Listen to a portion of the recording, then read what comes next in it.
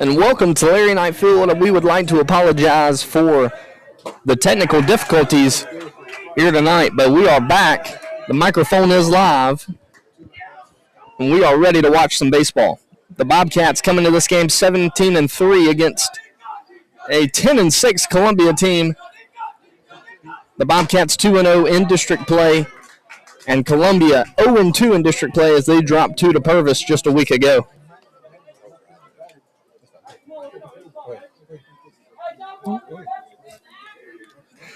And the starting pitcher for the Bobcats, Drew Davis.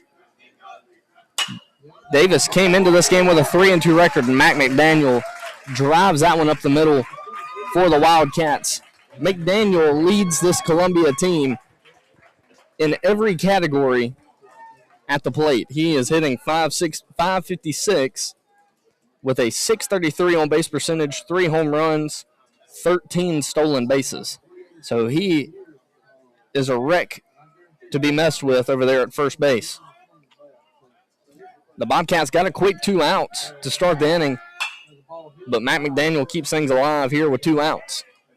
Davis comes into this game with a 3-2 record, 1.7 ERA, 39 strikeouts, 12 walks, and a 171 opponent batting average. So a very good season for Davis so far, only giving up 7 earned runs, but he is looking to add on to his season total here tonight.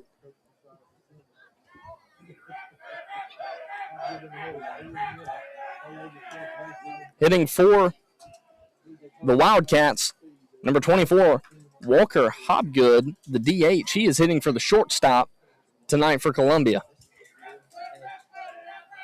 The Bobcats 2-0 in district play. In the driver's seat, they almost dropped one against Forest County just a week ago tonight as they went 11 innings with the Aggies, but pulled it out. And another hit for the Columbia Wildcats. Hobgood drives one into right field. And that is what we call a protection swing. He just stuck the bat out there, trying not to strike out with 2 strikes. And a good piece of hitting there by Hobgood keeps things alive for the Wildcats. So 2 outs, runners on first and second for the Wildcats. Drew Davis trying to get the Bobcats into the dugout. Now hitting for the Columbia Wildcats, M.T. Breland, the second baseman.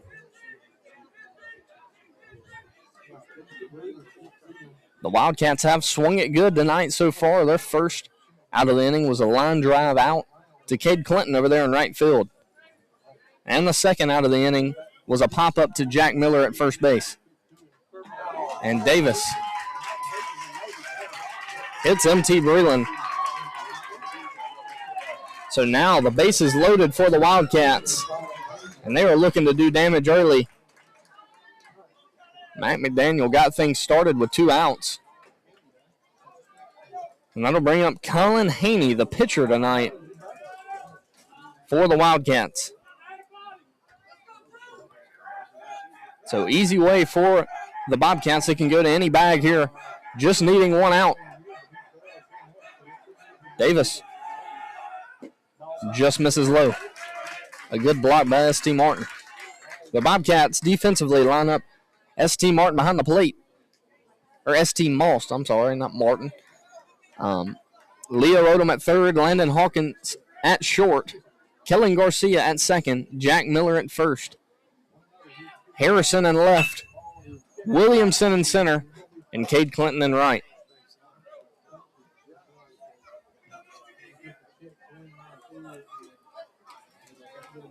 After the foul ball, there will be a 1-1 count here on Haney.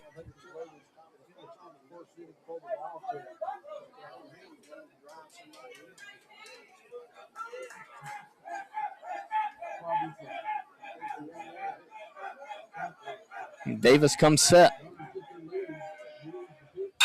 And he, very late on the fastball, puts it on the football field for strike two.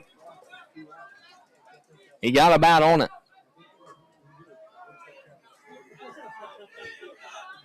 So now he has a 1-2 count, 2 outs. Davis trying to get the Bobcats in the dugout.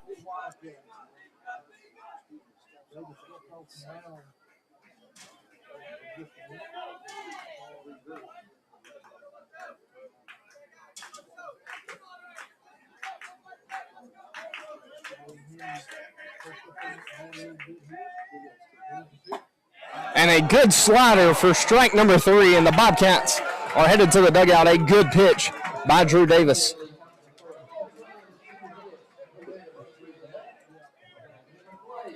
So after 2 hits and a hit by a pitch, Drew Davis leaves them on as the Bobcats are headed to the plate. When we come back, this is Zane Berry, and you are listening to the Bobcat Baseball Network.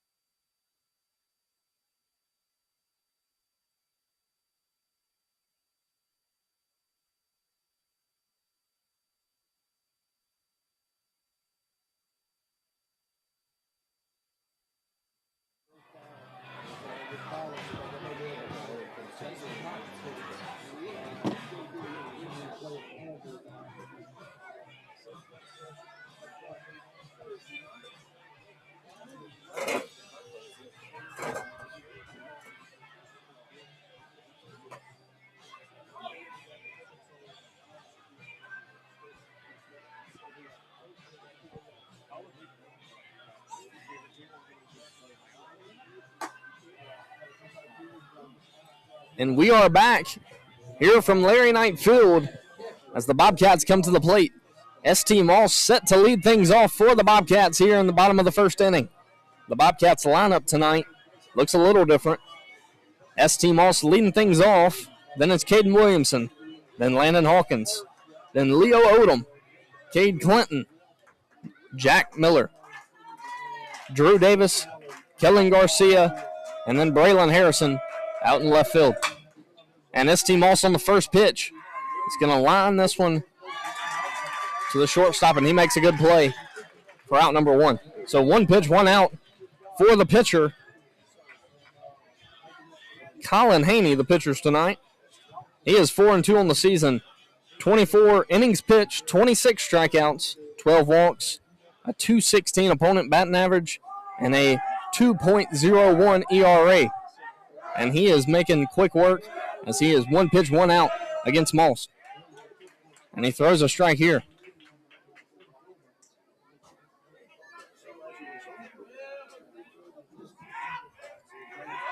Caden Williamson now the hitter for the Bobcats. He came into this game hitting .352.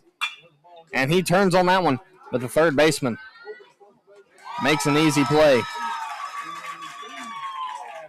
So 3 pitches, 2 outs for Haney on the mound. That'll bring up Landon Hawkins, the shortstop. Landon Hawkins having a phenomenal season so far. He is hitting a whopping .367, 25 RBIs, 3 doubles, and 3 home runs on the season.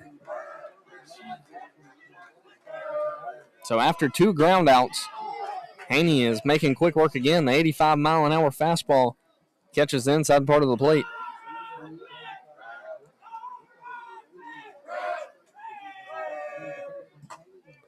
And he misses low on that one.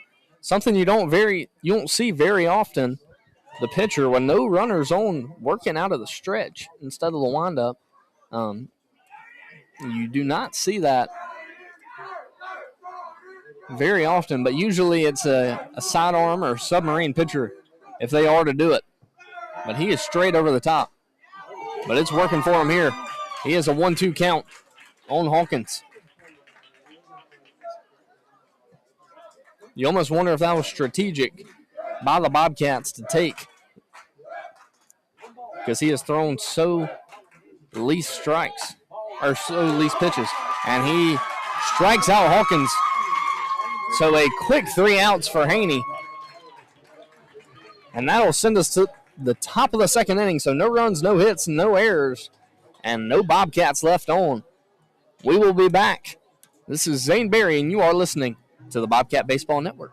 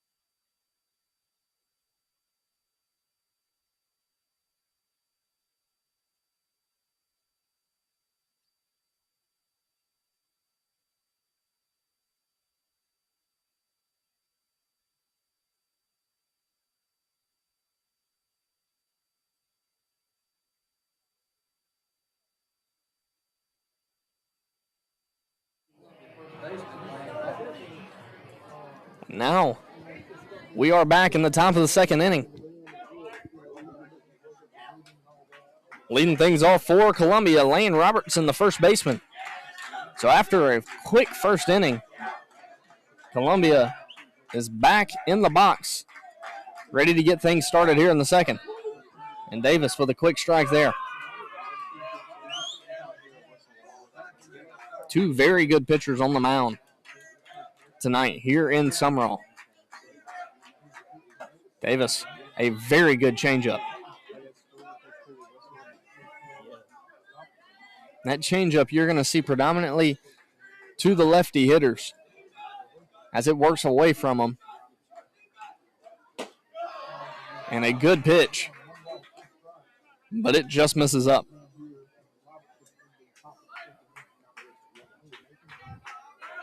So the 1-2 count. And that's a swing and a miss.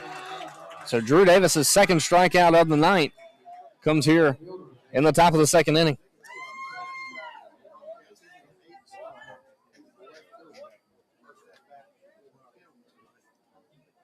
Now hitting for the Columbia Wildcats, the left fielder Jacob Pace. So 1 out for Davis. And that one's fouled off on the football field.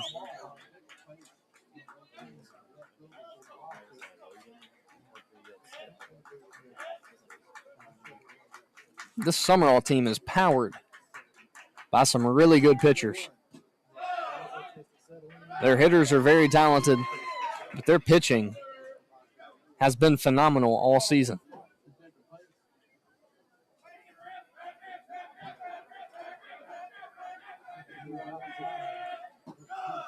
The 1-1 pitch misses low in the dirt for ball 2.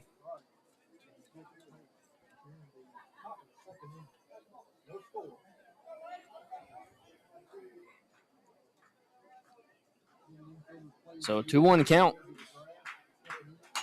That one fouled straight back to me for strike number 2.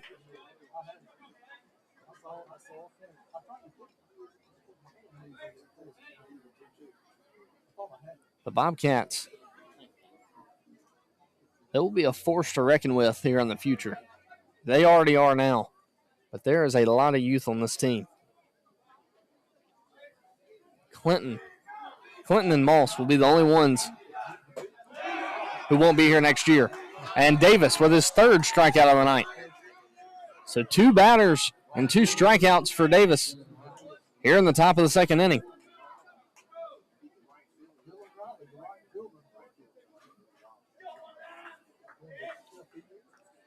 So Dylan Raleigh, the right fielder, the 9-hole spot for the Wildcats. Comes up with 2 outs, and he fouls that one off. Najee Kane, the leadoff hitter for the Wildcats, stands on deck. Last inning, they got things started with 2 outs. Let's see if they can do it here. And a good pitch by Davis. Raleigh down 0-2 quick. 2 outs. And that's going to be strike 3. So Davis strikes out the side. And we are headed to the bottom half of the inning. No runs, no hits, no errors. 3 strikeouts for Davis. This is Zane Berry, and we will be back in the bottom half of the second.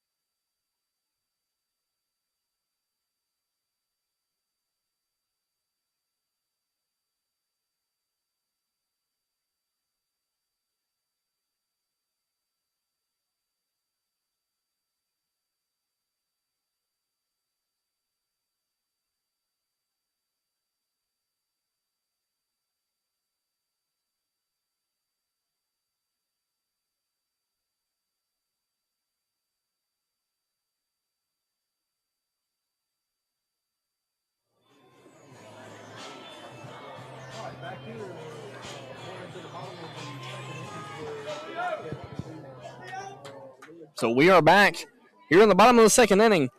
Leo Odom set to lead things off for the Bobcats. Odom hitting .312 on the season so far. He's got 20 RBIs, leads the team in doubles with 8, and is tied for first with home runs as he's got 3. He is finally finding a groove at the plate. And when he gets hot, he is going to be very dangerous in the box. He has a lot of power in that bat.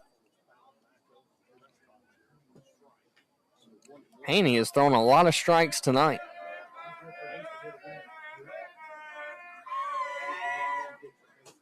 But he misses there.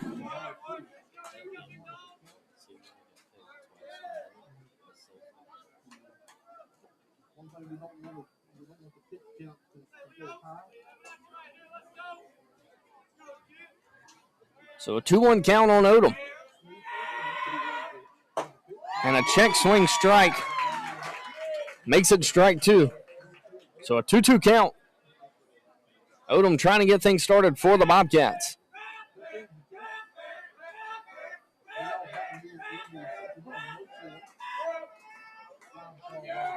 And Haney steps off, regathers himself for the 2-2 pitch.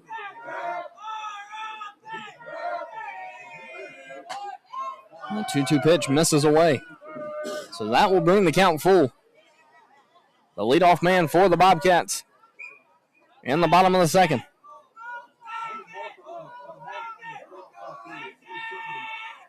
And that one catches inside part of the plate for strike 3. So Odom thought it was ball 4, but the umpire thought different. And that will be the first out of the inning And Haney's second strikeout of the night. And that'll bring up the scorching hot Cade Clinton. He leads the team in batting average with a .377 average, 3 home runs, 4 doubles, and 15 RBIs. He has came around here as of late.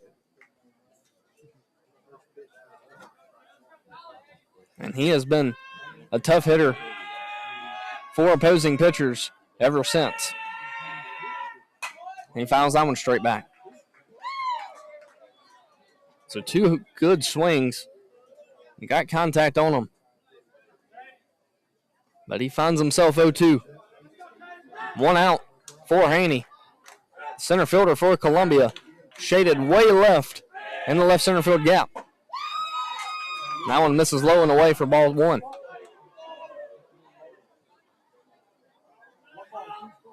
A good 0-2 pitch by Haney.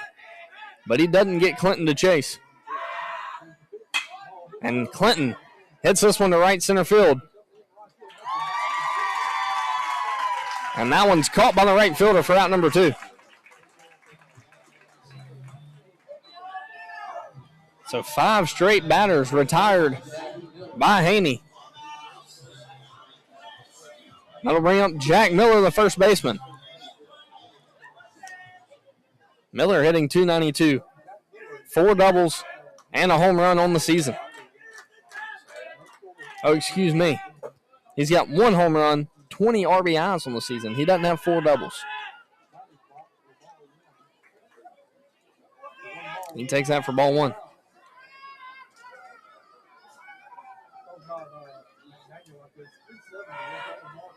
So 1-0 count, 2 outs for Haney. And Miller fouls that one back. Kind of got handcuffed on that pitch, but fights it off.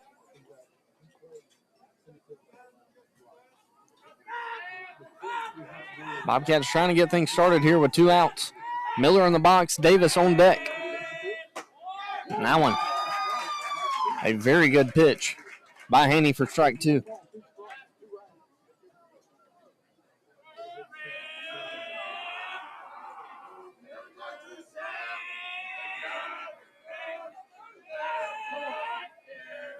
And Miller calls time.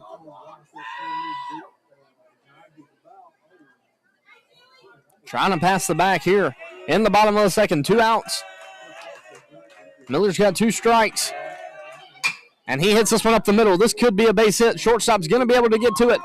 And he does, but that is going to be an infield single for the Bobcats to keep things alive here in the bottom of the second inning. It doesn't show how you get on in the scorebook. So that is an infield single for Jack Miller. And that'll bring up Drew Davis. Davis has 4 doubles and a home run so far on the season, and he is hitting .304. So just a freshman. Davis is having a very good season for the Bobcats. And a big swing there by Davis.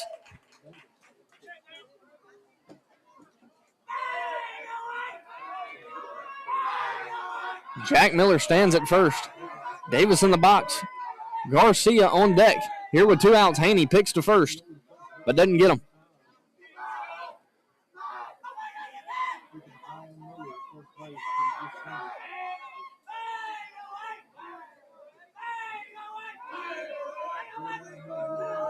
So the 0-1 pitch.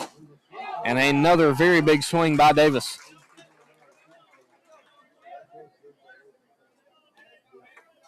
And that brings the count 0-2.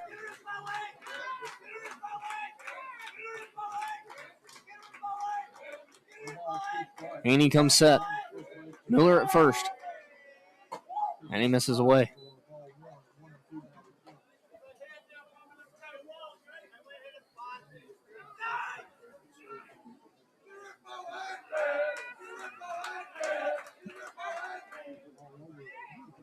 And that pickoff hits Miller in the stomach to keep it over there at first.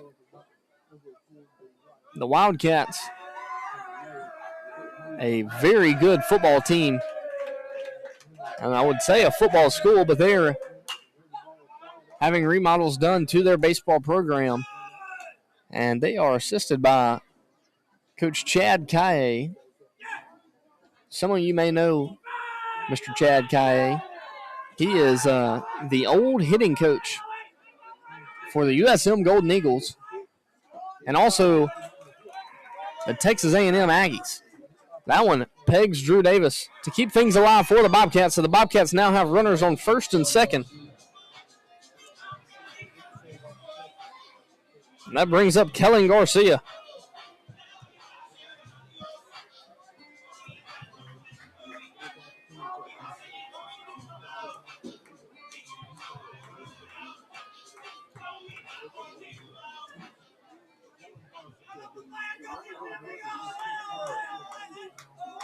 So 2 outs on the Bobcats. Kellen Garcia, a fresh face to the Bobcat lineup, steps into the box. He has almost solidified himself in this Bobcat lineup after his series against the Aggies last week.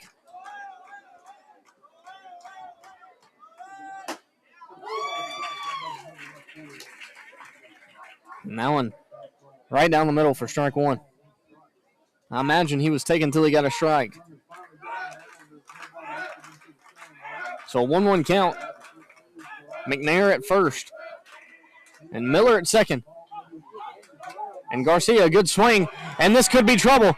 The first baseman makes an error on it. And that gets Garcia on first, McNair on second, and Jack Miller on third. So an E3 for the Wildcats. Keep things alive for the Bobcats. A big break for the Bobcats. Going to bring up Braylon Harrison. Harrison, the left fielder for the Bobcats tonight. And that one misses up.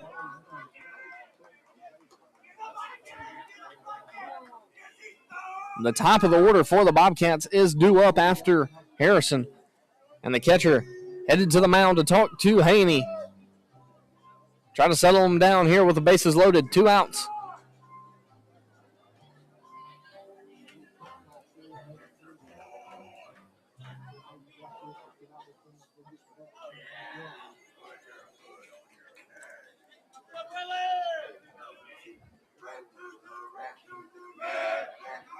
So Haney comes set on the mound.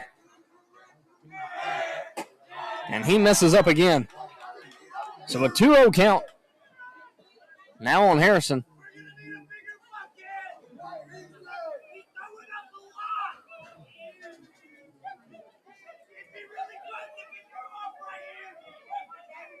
Two outs. And Haney throws a strike with the 2-0 count.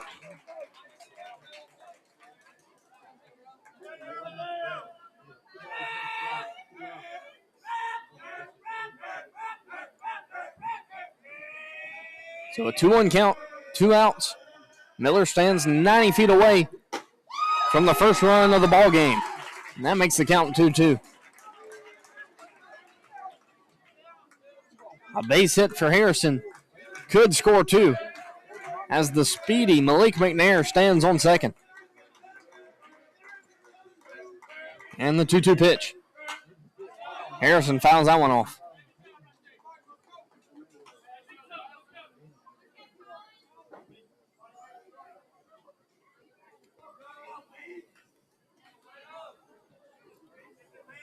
So just a protection swing by Harrison. And he gets a piece of it and fouls it back. Keeps the count at 2s.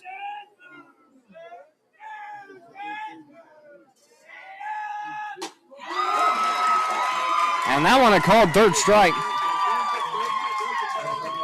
So Haney works himself out of the jam.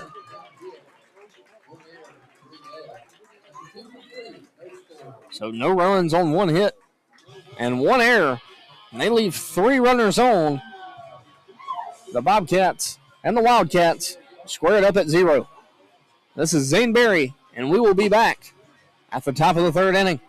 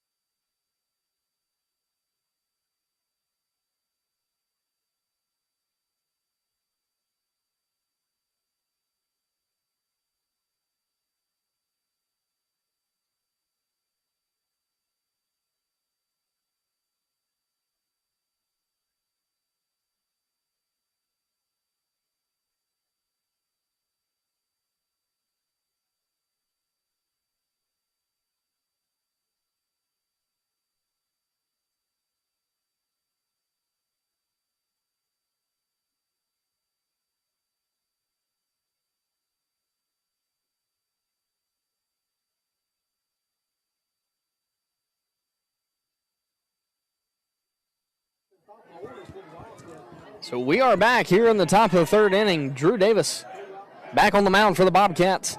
And the Wildcats at the top of the order as Najee Kane is the hitter for the Wildcats. He is 0 for 1 on the night with a very hard line out to Cade Clinton in the first inning. But he is down 0-2 very quick here to start the third.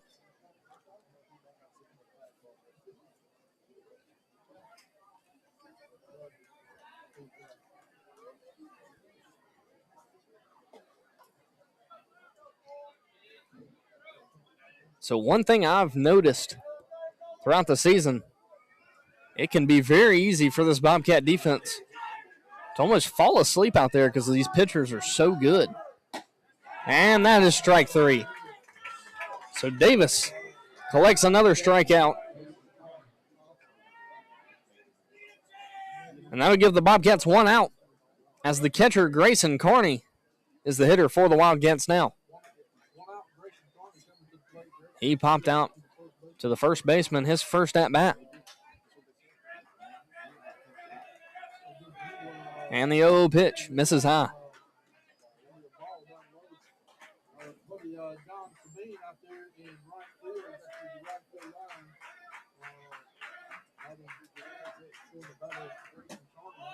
And that one misses up. After making quick work of Kane, Davis has Carney with a 2-0 count.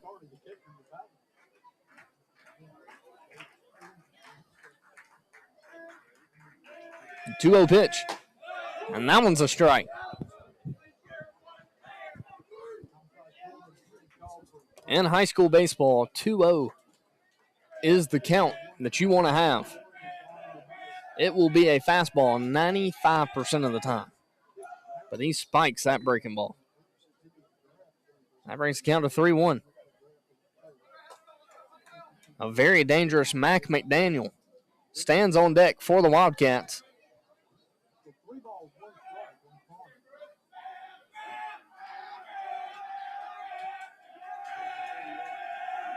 The 3-1 pitch fouled out of play.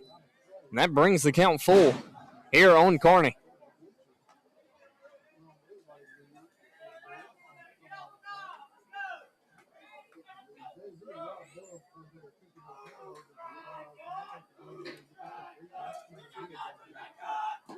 And that one misses low for ball 4. So after Davis worked all the way back in the count, he walks Carney. And the Wildcats have a base runner here in the top of the third inning.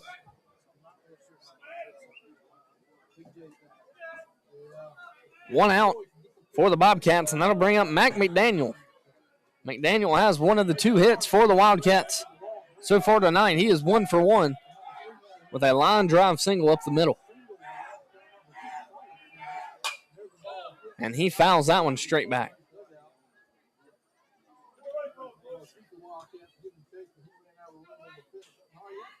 Mac McDaniel, a very impressive kid. He just looks like he can hit a baseball.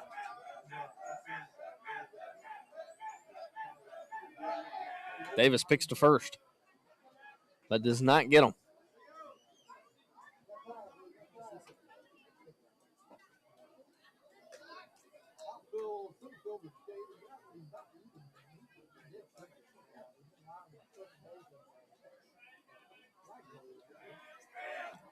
So an 0-1 count, 1 out for the Bobcats. A double play will send them to the dugout. And a big swing and a miss by McDaniel on the changeup. 81-mile-an-hour changeup. That's a very good changeup for Davis.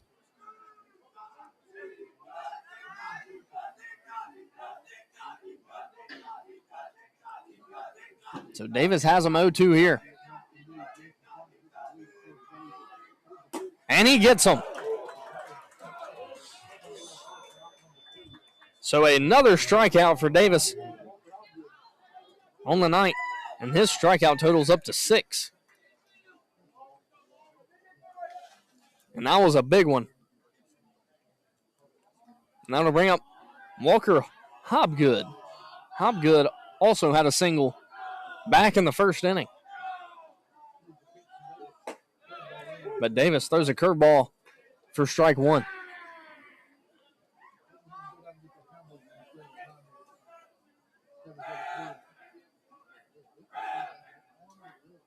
So the 0-1 count, one out.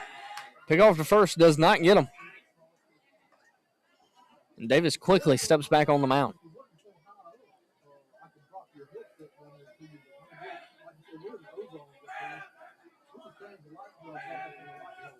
The 0-1 pitch. Another strike. So Davis ahead with an 0-2 count.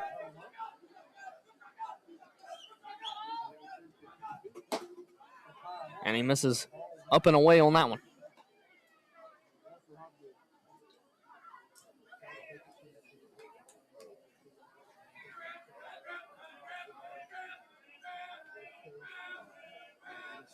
Davis comes set and delivers a very good pitch. And it just missed inside. That's the pitch you want to see when you're way ahead. And looking for something to chase. That is the pitch that you want to throw right there. And that one's fouled straight back.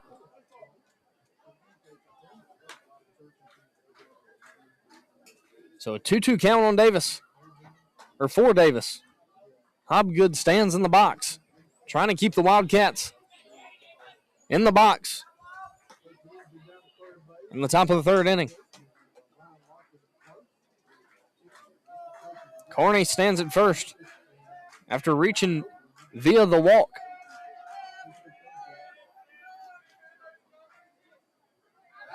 And he gets picked off for out number 3. A very good pickoff and perfect timing by Drew Davis. Gets Carney at first, and the Bobcats are headed to the plate. So no runs, no hits, no errors, and nobody left on for the Wildcats. The Bobcats and the Wildcats all square at 0. We will be back. This is Zane Berry, and you are listening to the Bobcat Baseball Network.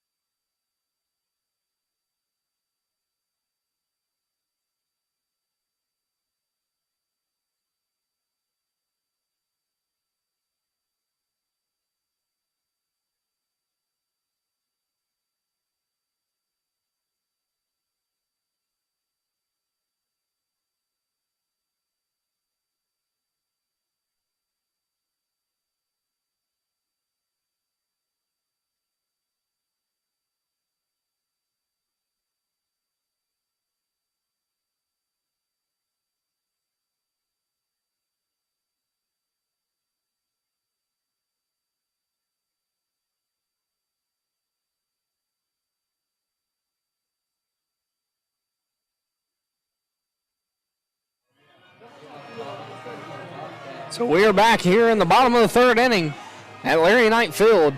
ST Moss set to lead things off for the Bobcats. So the top of the order due up here in the bottom of the third. There's a lot of zeros on the board so far in this game. The Bobcats trying to break the tie. And Haney threw that one behind the hitter Most. We have a very special guest tonight. Cowboy legend, rodeo legend, Ricky Smith. And that foul ball hits Davis in the hands, and he is unable to get it.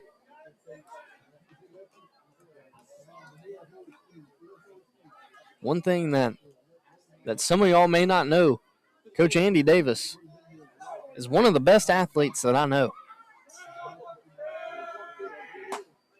He misses away right there. He can shoot the lights out of the gym. He plays quarterback at football practice. And back when I was here, he might have been the best pitcher I've ever faced. And Moss pops this one up. Could be trouble. Right fielder camps under it for out number 1. So Moss flies out to right field for the first out of the inning. And that'll bring up Caden Williamson. Williamson 0 for 1 on the night with a ground ball out to third base. So a 5-3 is first at bat.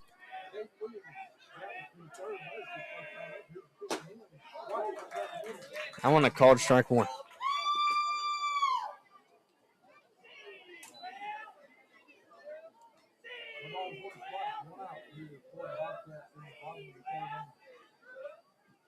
The 0-1 pitch. That one misses low for ball 1.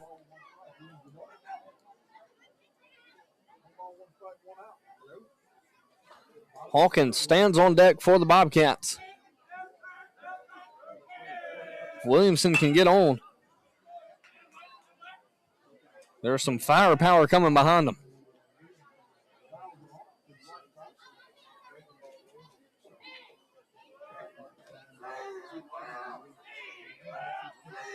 So a 1-2 count on Williamson, 1 out. He fouls that one off.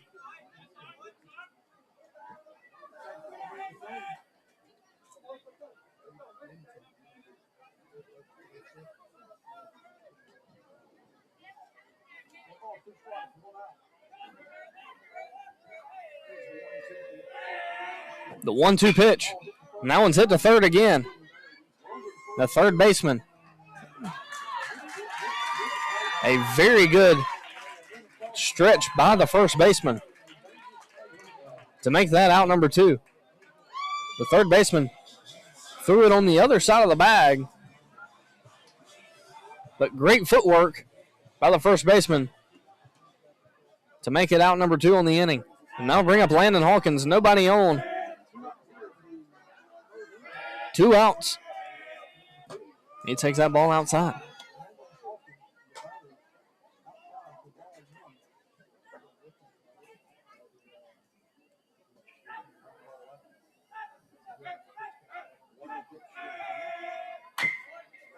And he turns on that one.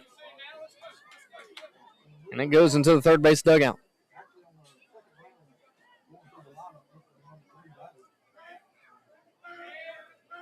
So a 1-1 count.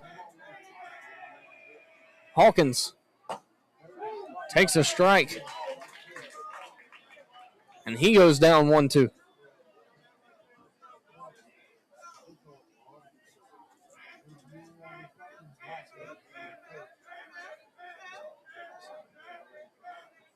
Haney has looked very good for the Wildcats on the mound tonight. He hits that one, but it is going to roll foul.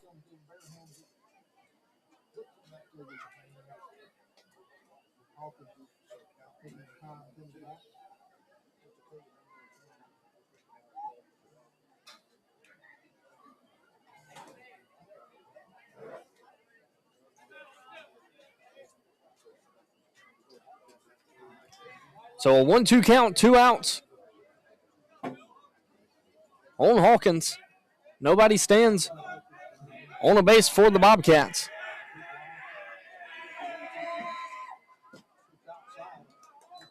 And Haney misses away on that pitch.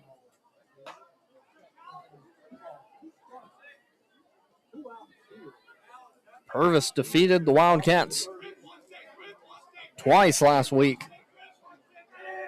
So the Bobcats and Purvis tied for first in the district as it stands right now.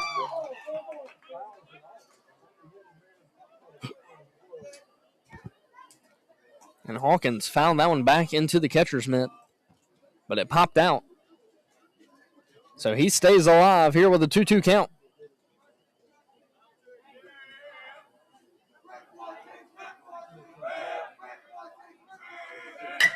The 2-2 pitch, a grounder hit to the shortstop. He has to jump to make the play, and a very quick transition from his glove to his hand, and the throw to first. He is able to get Hawkins. So no runs, no hits, no errors for the Bobcats. And that'll take us to the top of the fourth inning. The Bobcats and the Wildcats all squared up at 0. Drew Davis set to take the mound when we come back.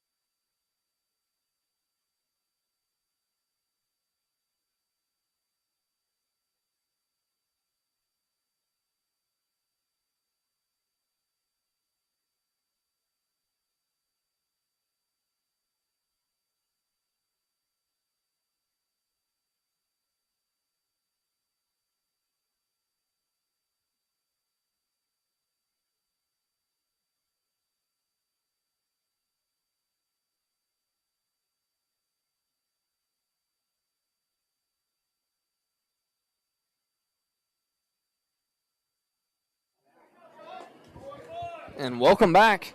Here in the top of the fourth inning, the Bobcats and the Wildcats all square at 0.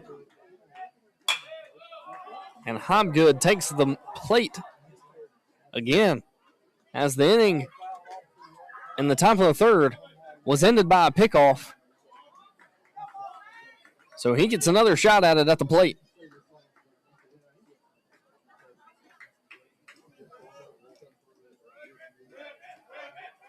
So the 1-1 pitch misses low and away.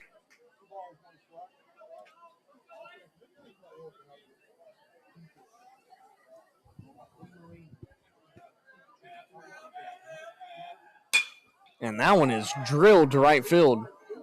But Clinton makes very easy work out of it out there for out number 1.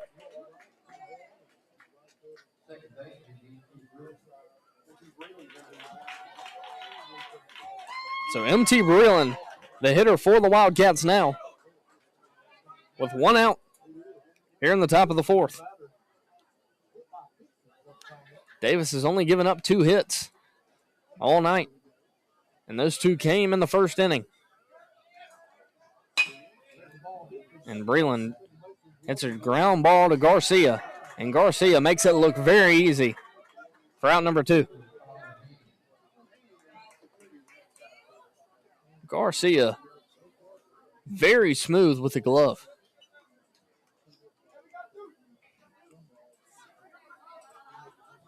And the Bobcats have 2 outs. Looking to get back to the plate.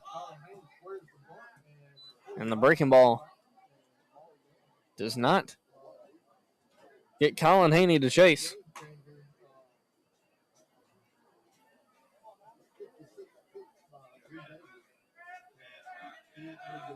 So a 1-0 count on Haney. Haney squared the bunt on that first pitch. And he takes that one for strike.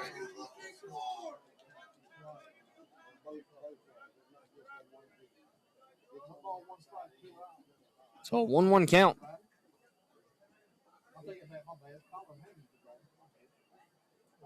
Davis having trouble seeing the signs.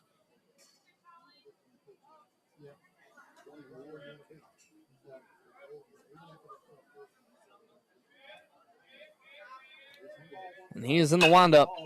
And that one's going to be hit to right field, and Clinton camps under it for out number 3. So a very quick inning by Davis. And that'll bring the Bobcats back to the batter's box.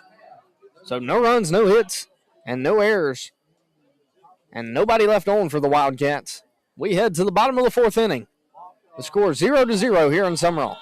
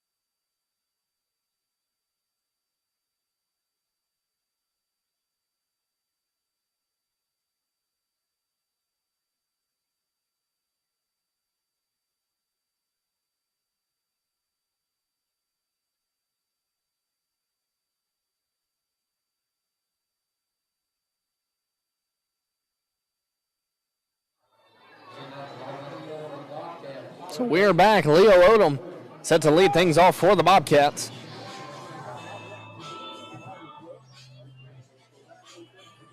Odom struck out his first at-bat versus Haney. And he is looking to get things started here.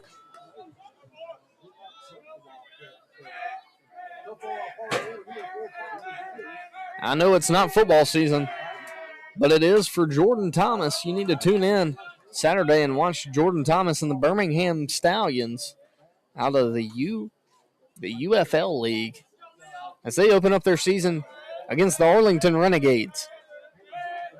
So former Sumrall alumni playing professional football. That one misses low. So a 1-1 count on Odom.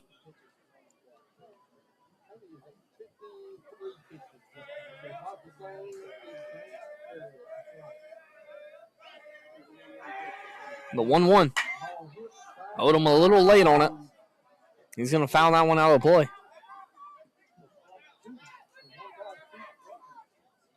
A pitcher's duel here in Sumrall tonight.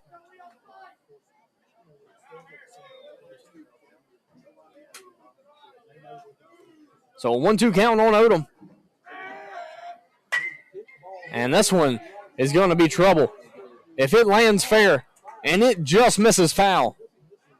So what would have been a double for Leo Odom misses by maybe 3 inches.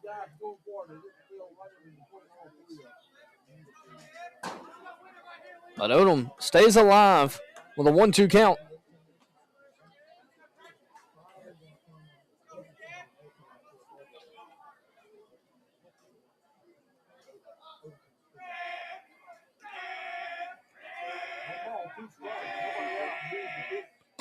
And that pitch misses away. So the 1-2 pitch was a ball. And that brings the count to 2-2. If you're watching tonight, text me at 601-408-0292 and tell me where you're watching from. The 2-2 pitch. And gets a swing and a miss. A good block by the catcher. And a good throw to first for out number 2. Out number 1, I'm sorry.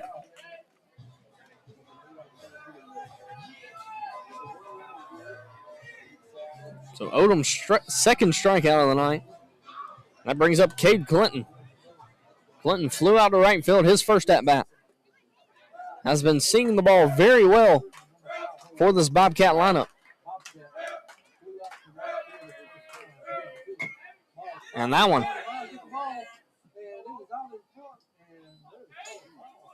Cade Clinton check swung, and it just about stayed fair. Right beside his foot in the batter's box. But the umpire called it foul. So 0-1 count on Clinton.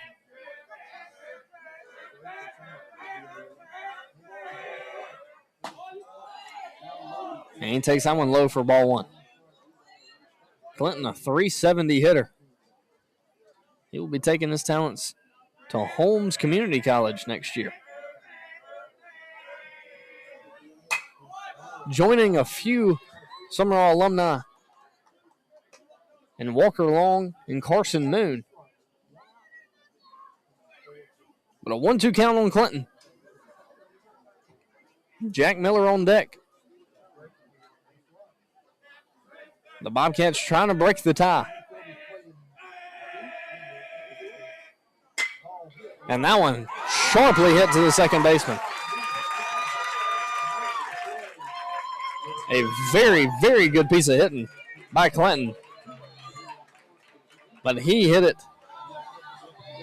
straight to the second baseman. I would like to see the exit velocity off the bat of Clinton there. He absolutely pieced that ball. But that'll bring up Jack Miller with 2 outs. Miller with the lone hit for the Bobcats tonight, and it was an infield single.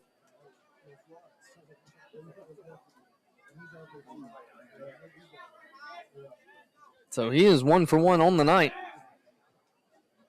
Trying to do the same as he did last time. 2 outs. Trying to pass the bat back to Davis.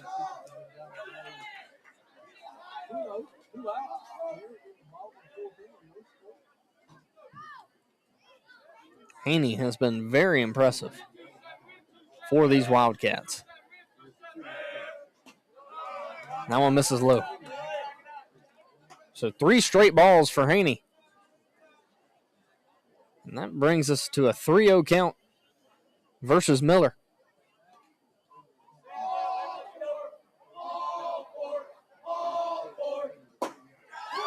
But he throws a strike.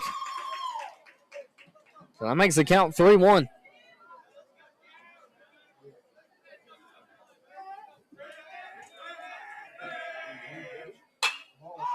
And he pops this one up.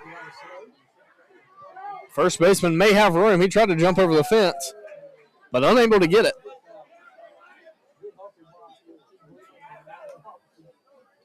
So a 3-2 count. 2 outs for Miller.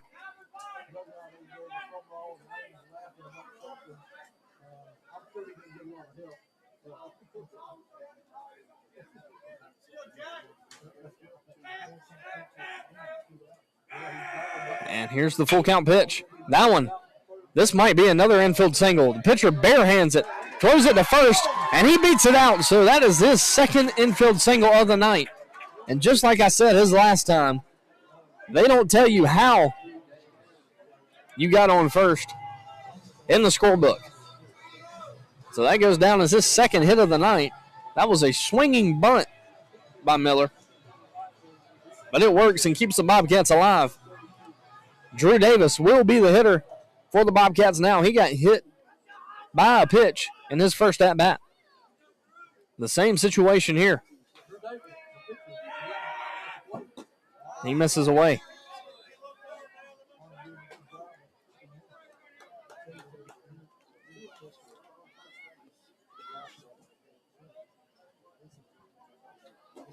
So a 1-0 count on Davis.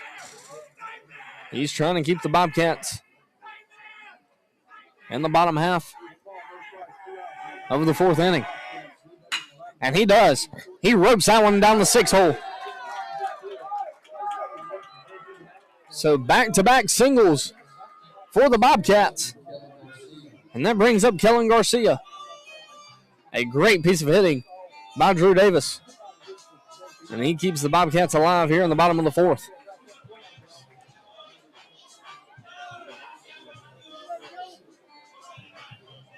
Kellen Garcia also hit in the same exact situation back in the 2nd. And he reached by an error in the 2nd inning. McNair stands at first, Miller at 2nd. The breaking ball misses low.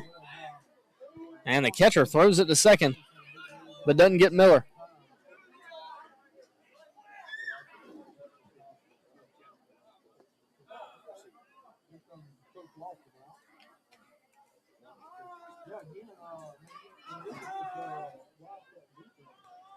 So the coach for the Wildcats is headed to talk to the pitcher here on the mound in Sumrall.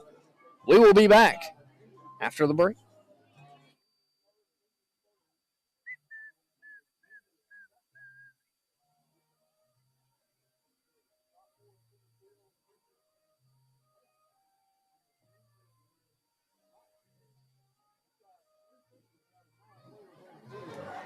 So plenty of people tuning in tonight. Truvy and Raymond McCraney watching from Lincoln Road there in Hattiesburg. Miss Karen Thompson, the wife of the man who makes all this happen for the Bobcats. She is also tuning in. And I imagine she's watching the Golden Eagles as well. And as always, checking in from Folsom, Louisiana, Miss Christy Martin.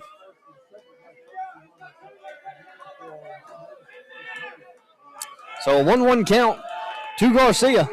And the inside move is going to get Miller at second. So a very, very costly mistake by Jack Miller. And that sends the Bobcats to the dugout. Drew Davis set to take the mound here in the top of the fifth. We will be back. This is Zane Berry, and you are listening to Bobcat Baseball.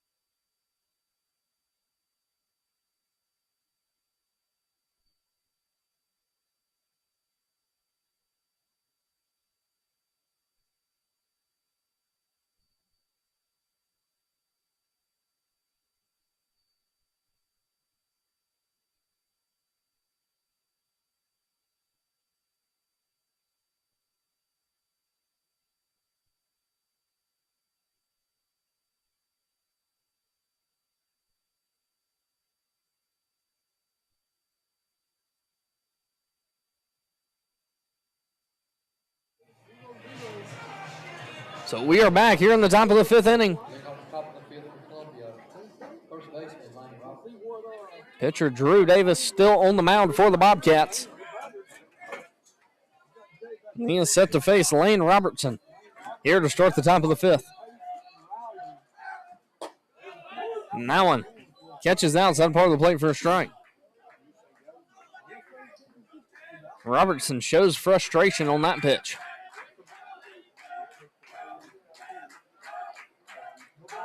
And he is down an 0-1 count. And he's going to hit a ground ball over to Miller at first, and he steps on the bag for out number one.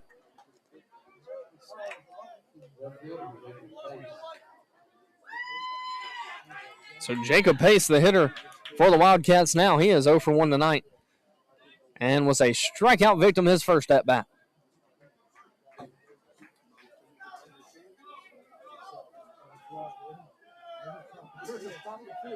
Davis has 6 strikeouts so far on the night.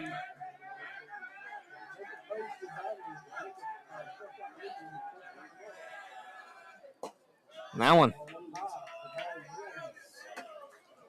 misses high for ball one.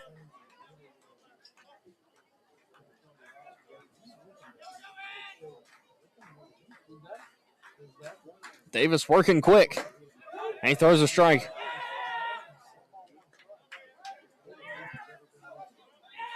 You can tell when Davis is locked in on the mound. And you often forget that he is just a freshman. He does not look like a freshman when he is standing on the bump. But he is ahead 1-2 here. 89 miles an hour.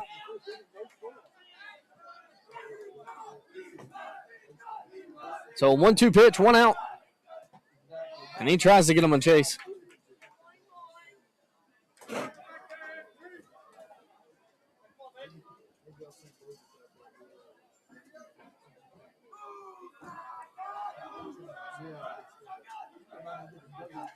So the count is even at 2s. And he misses way up. And brings the count full. Pace in the 8-hole for the Wildcats. Both teams just looking to get a run across. But these pitchers have made it mighty hard as Davis gets his seventh strikeout of the night and his second one versus Pace. And that'll bring the 9-hole hitter up, Dylan Raleigh. He struck out his first time up. So 2 outs for the Bobcats. Top of the order, due up after Raleigh. The top of the order for this Wildcat team can swing it really well.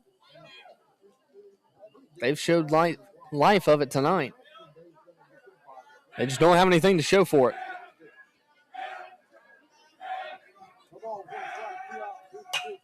And that one fouled away. Jack Miller makes an amazing play over there at first base. And then sends the Bobcats to the dugout. So no runs, no hits, no errors for the Wildcats. Nobody left on. And the Bobcats are headed to bat here in the bottom of the 5th inning. This is Zane Berry, and you are listening to the Bobcat Baseball Network.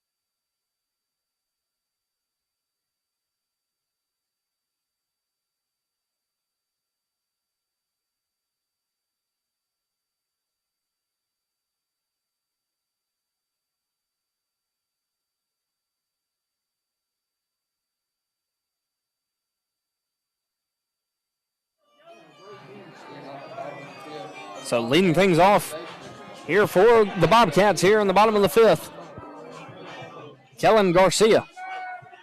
Garcia reached on an error his first at bat. So Garcia, Harrison, and Moss due up for the Bobcats in the 5th inning. He takes a strike. Haney still on the mound for the Wildcats. Like I said, this is a pitcher's duel tonight.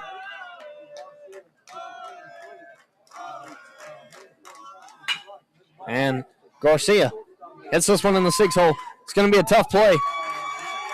But the shortstop makes it for out number 1.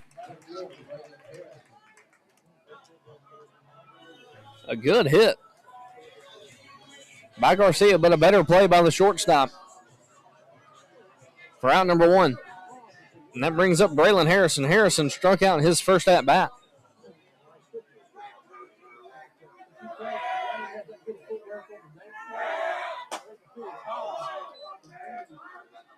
And he takes that one up high for ball 1. Harrison could really get things started for the Bobcats if he can find a way on here.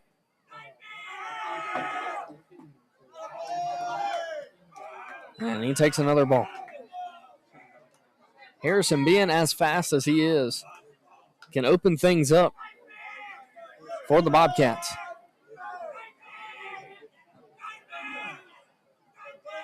The 2-0 pitch misses low for ball 3. S.T. Most and the top of the lineup stand on deck. So the 3-0 pitch, that one's going to miss. So a very big opportunity for Most to get things started for the Bobcats.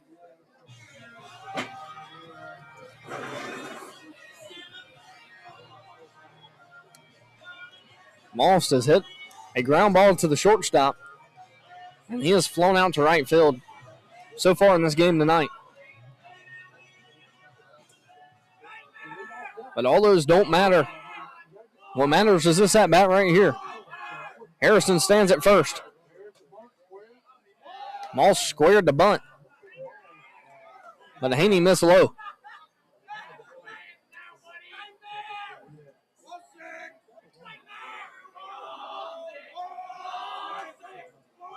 A 1-0 count on Moss. Harrison a threat to steal over there at first. He doesn't go. And Moss takes that one for a ball. Actually, for a strike inside, excuse me.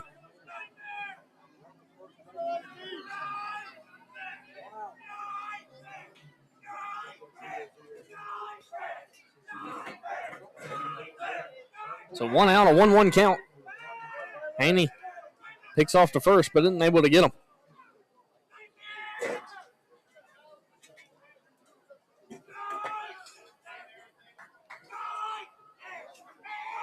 So a 1-1 count, 1 out.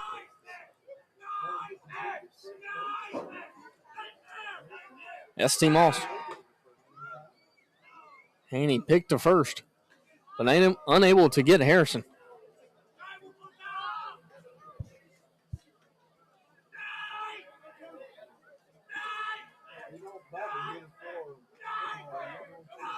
We'll see if Harrison goes here. Moss fouled that one straight back.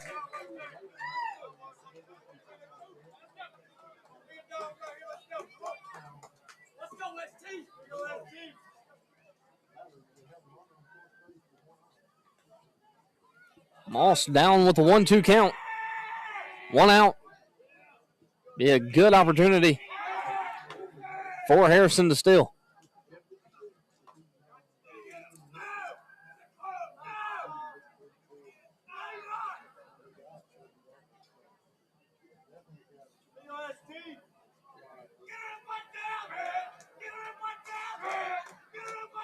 Moss 0 for 2 tonight. Catcher set up way outside. And a big swing and a miss by Moss for out number 2. And that brings up Caden Williamson. Williamson has grounded out to the third baseman. Both at-bats he's had tonight.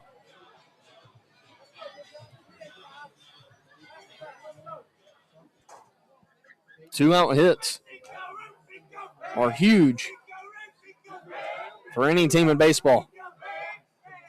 And one right here could spark something for the Bobcats. He takes that one inside for a strike.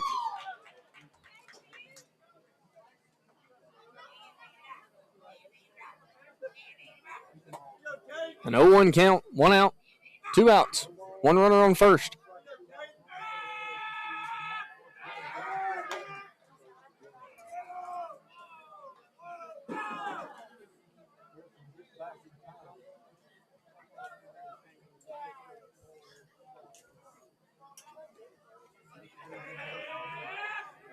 So the 0-1 count on Williamson. And he fouls this one to the deck down there on right field.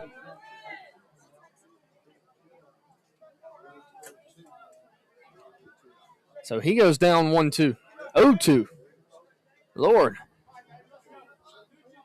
I'm having trouble reading tonight.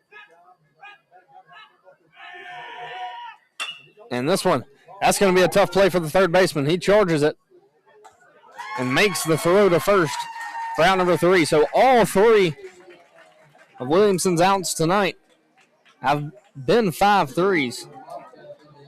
And that one will send us to the 6th inning. Bobcats 0, Columbia 0. We will be back after the break.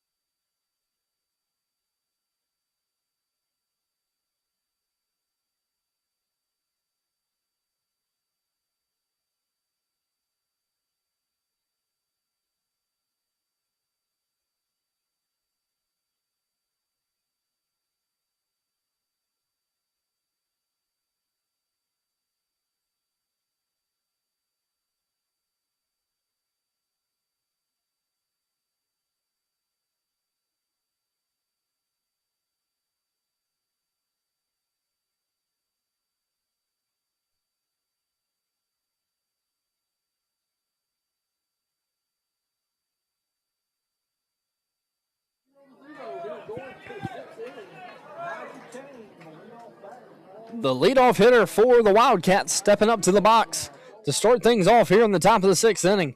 Drew Davis still on the mound for the Bobcats. Najee Kane, third baseman, he is 0 for 2 tonight, and he is looking to get things started. Both teams are scoreless so far in this game. It has been a phenomenal pitching battle between Davis and Haney.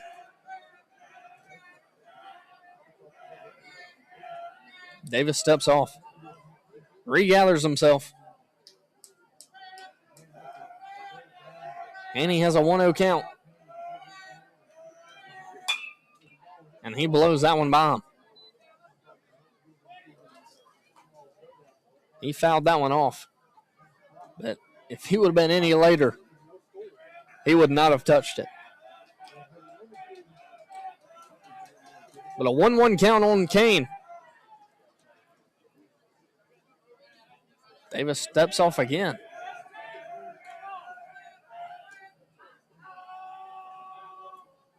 It looks like we will have a pitcher's meeting between the coach, Drew Davis, and S.T. Most.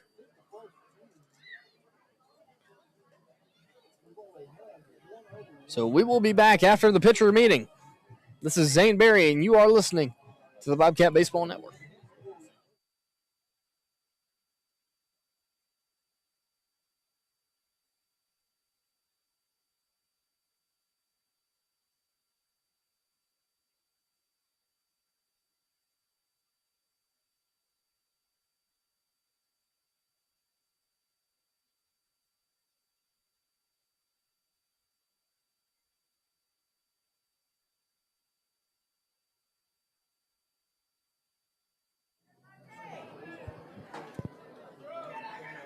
So a 1-1 count on Kane.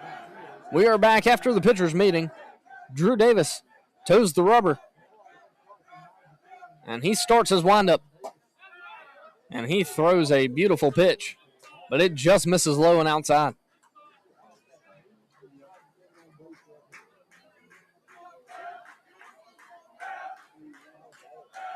So the 2-1 pitch by Davis. A big swing and a miss. That brings the count to all twos on Kane. Kane struck out his last at-bat. Sumrall set to take on crosstown rival and district rival, the Purvis Tornadoes, next week.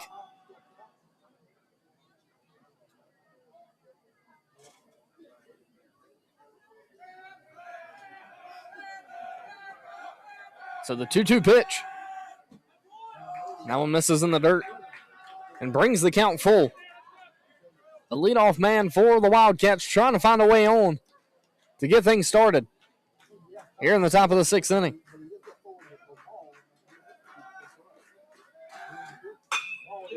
And he hammers one into left field for a leadoff single.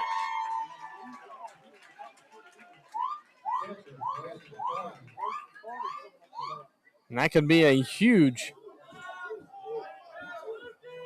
hit for the Wildcats.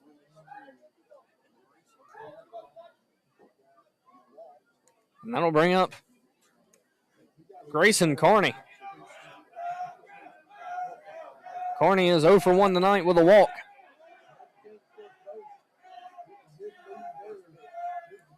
And he squares to bunt, but bunts it over the net. Foul back behind me.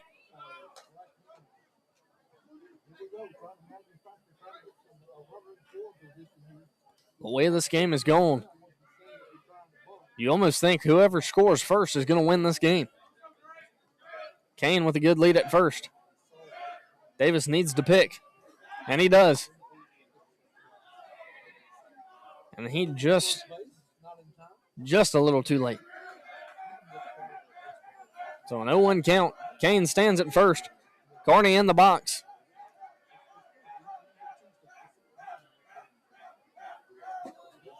The fastball low.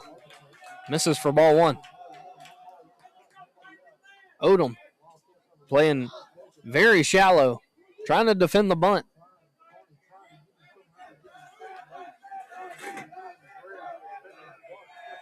And he squares the bunt. He bunts it to Davis. That's going to be easy out number one. Nobody was at third base, but luckily Kane stopped at second. So a successful sacrifice bunt by Corney moves Kane to second. And that brings the very dangerous Mac McDaniel to the box for the Wildcats. And this is arguably the biggest at-bat so far in this game. Kane stands at second.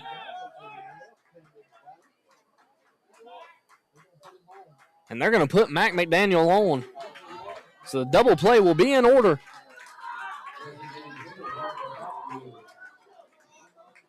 For the Bobcats, a very smart move by Davis. With an open bag, you have the opportunity to do that. That'll bring up Walker Hobgood. Hobgood has had a very good few at-bats tonight for the Wildcats. So he's just about as dangerous as McDaniel, who now stands at first. Two very speedy runners for the Wildcats on now. And a big swing and a miss by Hobgood.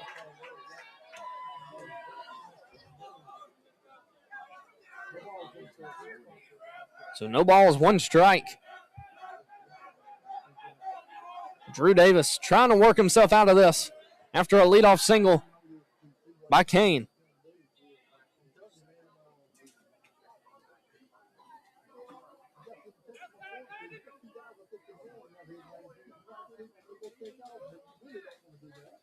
Davis comes set. And a great pitch by Davis. And that'll make it 2 strikes against Hobgood.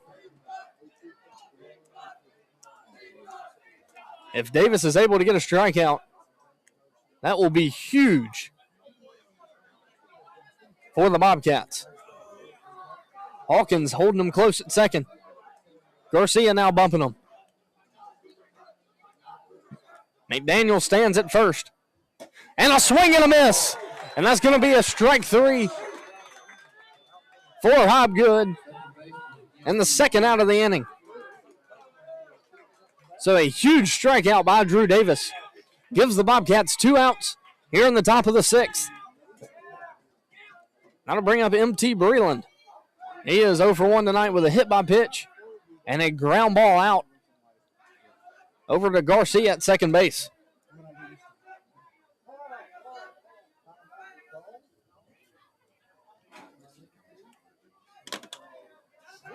So Davis, when the lights were shining brightest there, able to get the strikeout. But the work is not done. He throws a breaking ball for a strike. A base hit will score.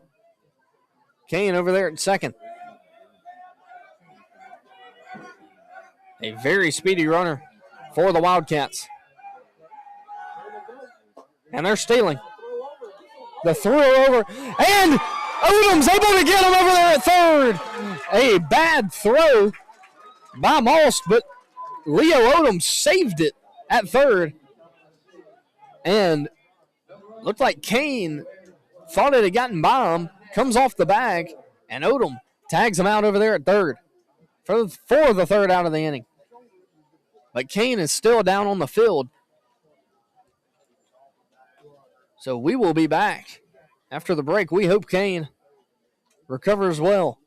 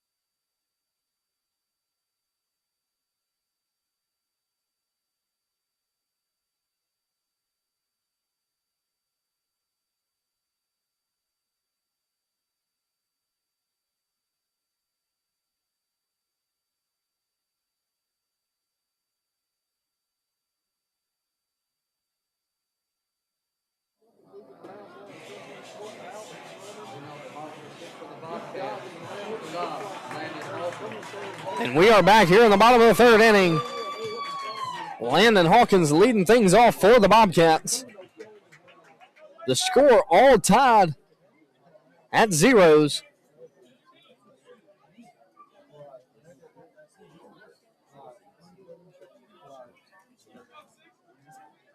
The Bobcats in very urgent need of a run.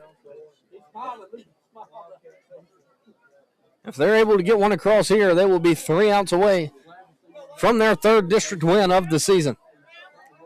And nobody better to start things off than Landon Hawkins, who stands in the box. He is 0 for 2 tonight, but he can very easily change the score with one swing of the bat.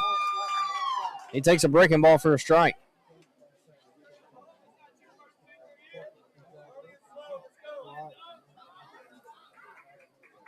Haney still on the mound for the Wildcats. He has pitched one heck of a game. And that one, Hawkins turns on it. But it is caught right in front of the fence. So a great piece of hitting. But it just not able to sneak out of here for Landon Hawkins.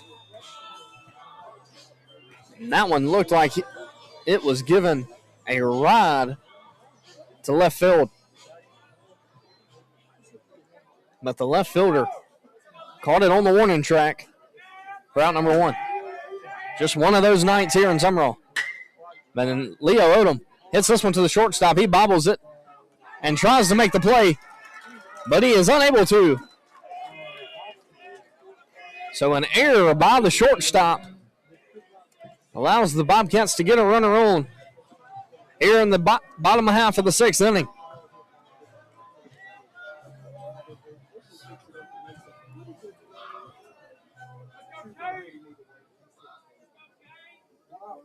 So after the E6, Odom stands at first. Cade Clinton now the hitter for the Bobcats. And a big swing and a miss by him. That was a very good swing.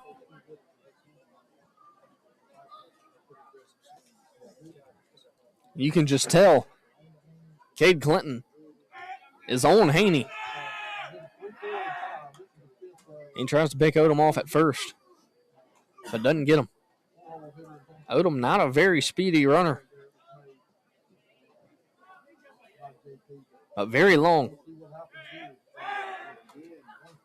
And he doesn't get him again.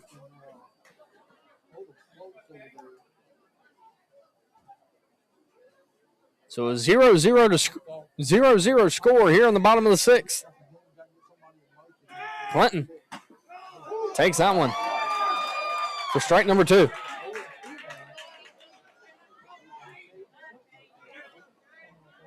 So an 0-2 count on Cade Clinton. Jack Miller stands on deck for the Bobcats.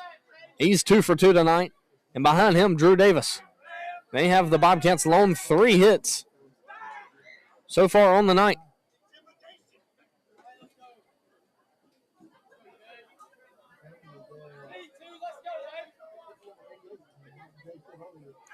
So the 0-2 count on Clinton.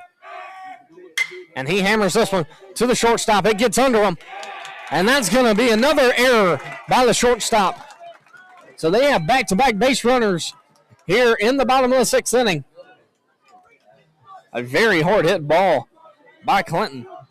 And it was able to get a good hop for the Bobcats. And runners stand at second and first for the Bobcats now. Jack Miller stands in the box. He is 1 for 1 on the night. He hit a home run last week in a big situation for the Bobcats. Let's see if he has another big hit in him. And he takes a breaking ball in the dirt there. Clinton stands at first. Odom stands at second.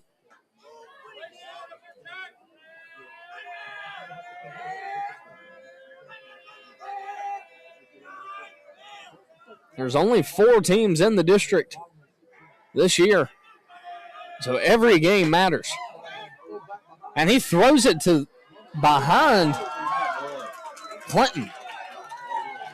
A very, very weird move by the catcher. and it allowed Odom to move to third. So the winning run now only 90 feet away for the Bobcats on the throw by the catcher. And he's lucky that one didn't get past the first baseman. A good pick by the first baseman to keep it in front. Clinton goes, and he doesn't throw it. So runners at second and third now for the Bobcats. A 3-0 count on Miller. Drew Davis stands on deck. So the Bobcats are 90 feet away from taking the lead here in the bottom of the sixth inning.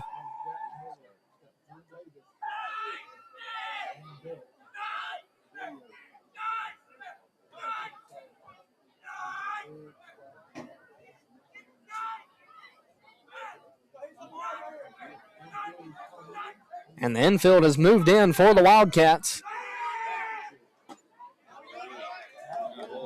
And that one misses for ball 4. So the base is loaded now for the Bobcats.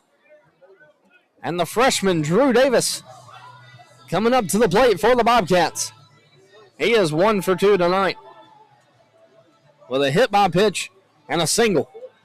So he's actually 1 for 1.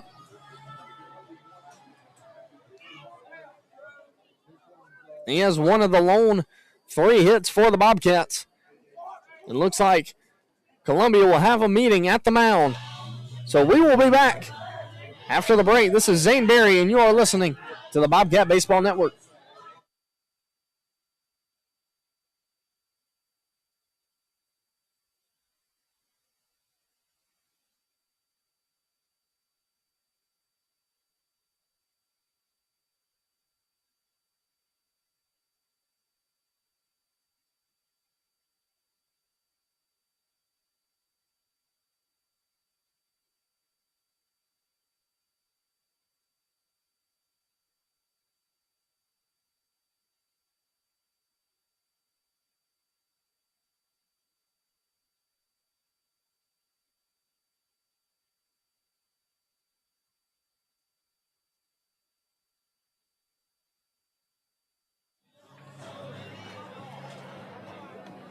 So 1 out on the Bobcats. We are back, and Drew Davis, the hitter here. A big spot for the freshman. The score all tied up at 0. Odom stands 90 feet away from breaking the tie. A big swing by Davis.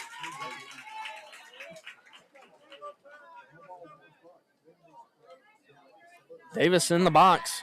Garcia on deck.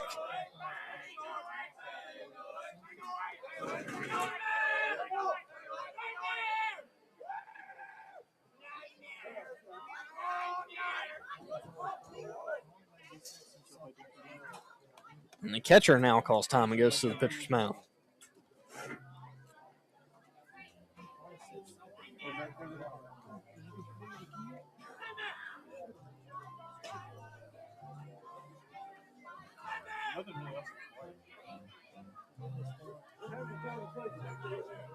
So a fantastic game between these two teams tonight. And it couldn't be a more beautiful night in Sumrall. The score all tied at 0. 3 hits for each team. And this is arguably the biggest opportunity the Bobcats have had all game to score.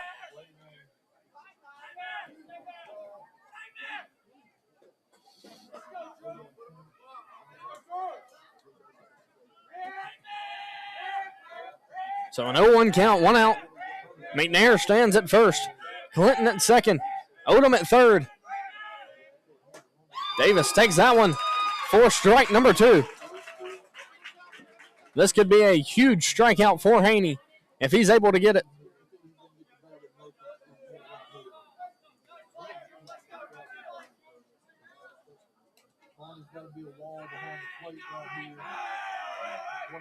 I imagine he will throw a breaking ball, and he does. And it bounced in the other batter box.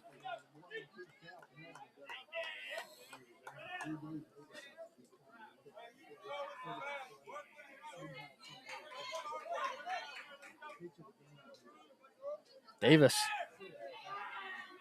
has to show some compete here. He's down 1-2. He calls time just to gather himself. Davis, a Team USA alumni. And he takes that ball in the dirt.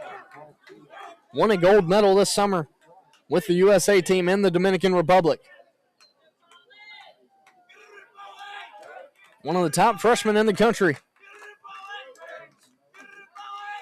And he could change this game for the Bobcats tonight. Corners are in for the Wildcats. And he turned on that one, but it just bounces foul.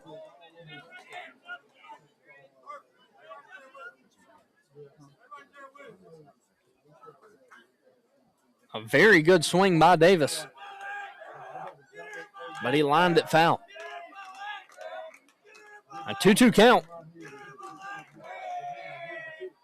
And the breaking ball, and he lines this one down the line, but it goes foul. He's put a barrel on the last two pitches, but hit them both foul. The count stays at 2-2.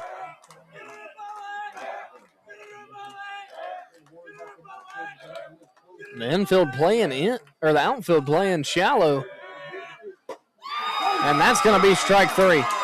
So Davis takes one right down the pipe. And keeps the bases loaded for the Bobcats. But that'll bring up Kellen Garcia. Garcia, a very gritty player. And probably wants to have his name called here in this moment. Garcia has had two very good at-bats, his first two at-bats. With nothing to show for it, he's 0 for 2 tonight. He takes a strike there. This Bobcat offense. But not much life tonight.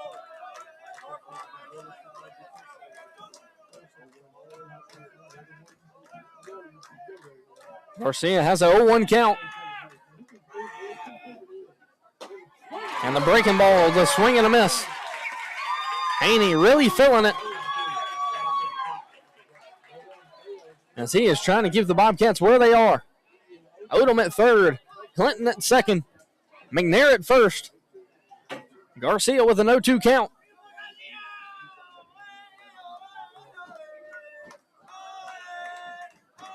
And the 0-2. That one misses inside.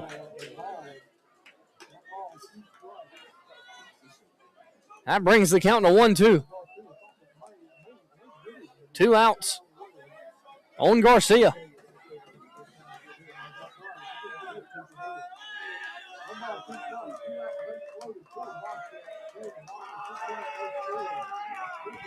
And the 1-2. And that one catches the outside part of the plate for strike three. So Haney with back-to-back strikeouts to keep the bases loaded. And the score stays 0-0. We head to the top of the 7th inning. Drew Davis back on the mound for the Bobcats. This is Zane Berry, and you are listening to the Bobcat Baseball Network.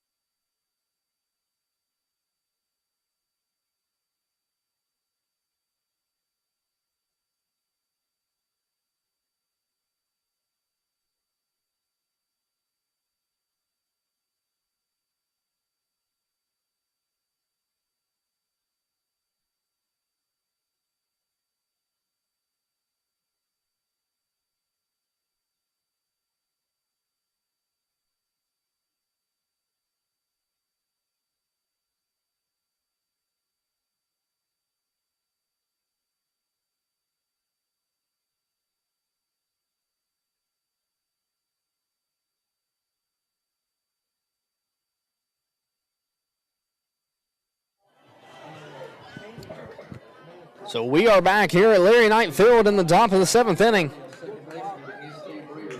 Drew Davis still the pitcher on the mound for the Bobcats. He is looking to go the distance. A lot of zeros on the board between the two teams, as this score is still tied 0-0. M.T. Breland, the hitter for the Wildcats. He is 0 for 2 tonight. He took a ball there.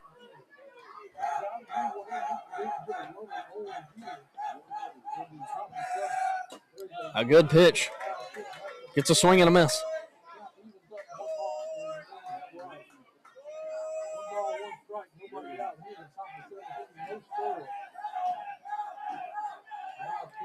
So a 1-1 count on Breland. And a big swing and a miss. The 86-mile-an-hour fastball gets by Breland for strike 2.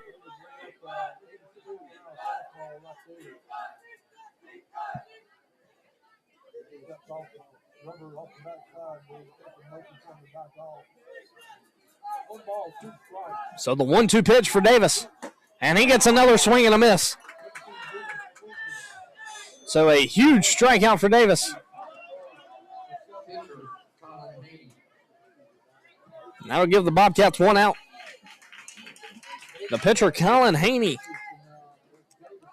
the hitter for the Wildcats now. Both of these guys, the one on the mound and the one in the box, have pitched phenomenal so far tonight. Haney with a swing and a miss.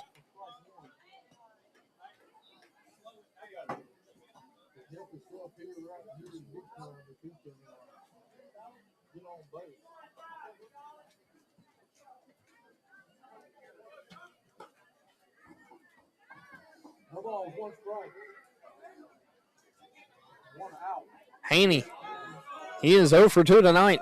He has a fly out to right field and a strikeout. Drew Davis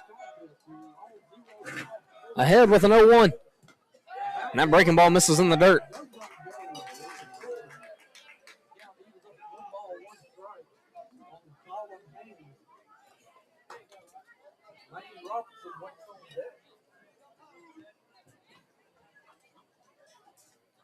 Drew Davis has thrown phenomenal tonight for the Bobcats. And the defense has played very well behind them. No errors for this Bobcat defense. Just a week ago, they had made 8 against the Aggies. And a big swing and a miss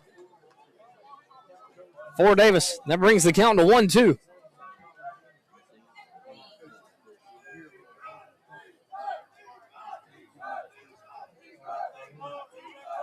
And the 1-2 pitch. Breaking ball, a good pitch. That's where you want to throw it on a 1-2 count. Just doesn't get Haney to chase. That brings the count to 2-2.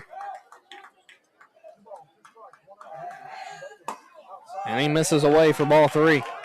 The Bobcats will travel to Columbia Friday night for the district rematch. The 3-2 pitch.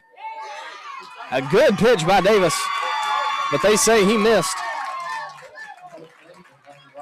And that'll be ball 4. So Haney reaches via the walk. That'll bring up Lane Robertson. Robertson's 0 for 2 tonight.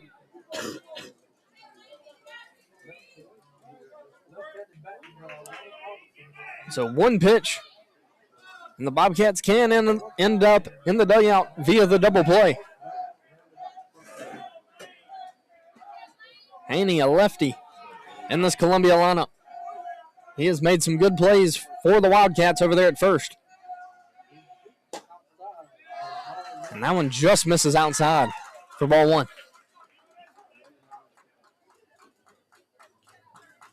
Davis with a good spot on that pitch.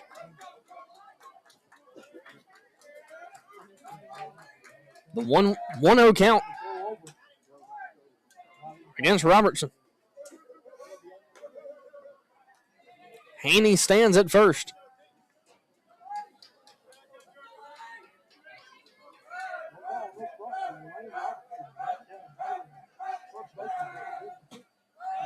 And that one, a called strike on for Davis.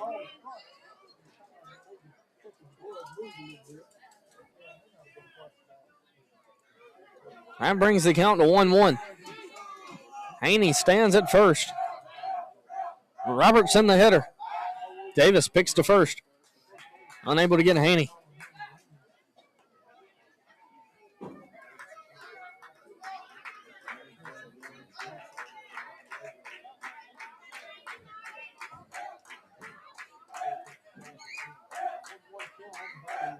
One count on Robertson. Davis comes set. Here's the pitch. A runner goes. But a foul ball keeps Haney at first.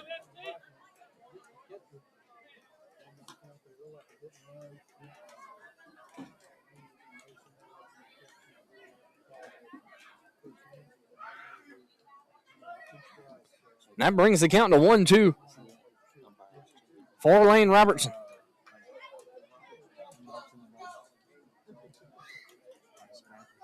Jacob Pace stands on deck for the Wildcats. He has 2 strikeouts on the night.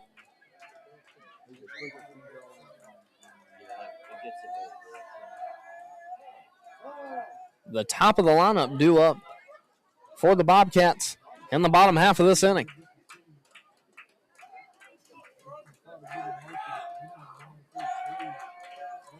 Davis misses outside.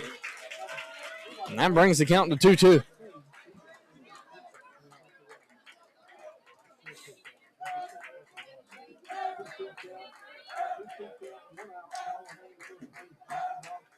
Robertson trying to make something happen for the Wildcats. Haney at first.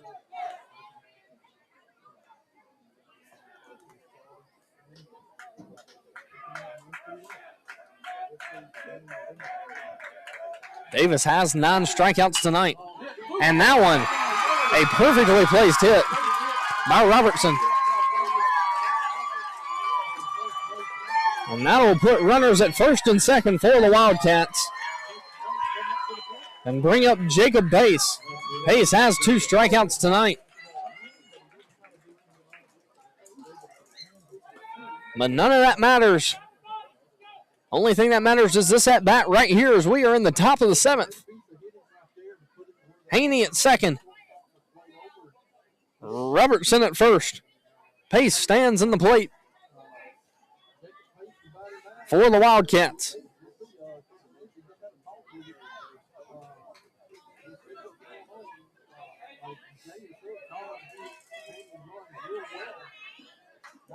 Pace in the box for the Wildcats. Rally stands on deck. A double play can bring the Bobcats to the dugout.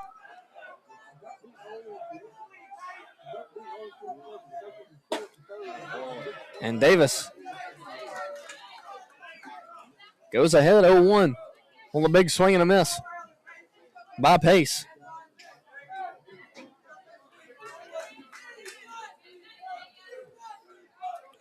So an 0-1 count. And the pitch. A beautiful pitch by Davis to bring the count to 0-2. Would be a huge strikeout for Davis if he's able to get it.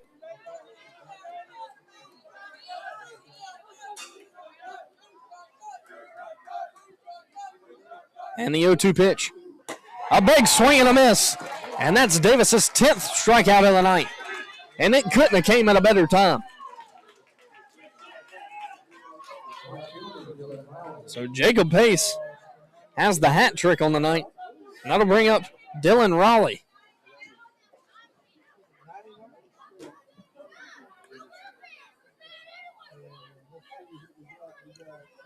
And the Wildcats will bring in a pinch runner over there for the runner at first base.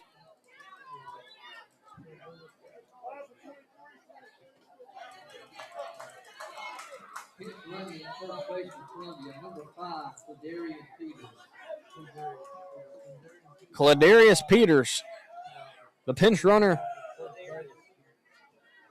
for the Wildcats. Dylan Rowley steps up to the box. He's 0 for 2 tonight from the 9-hole spot. But he hits this one to Garcia. Garcia makes easy work of it and flips it to Hawkins over there at second. So no runs on one hit. No errors. Two men left on for the Wildcats. And we head to the bottom of the 7th inning. The Bobcats looking to walk things off. This is Zane Berry, and you are listening to the Bobcat Baseball Network.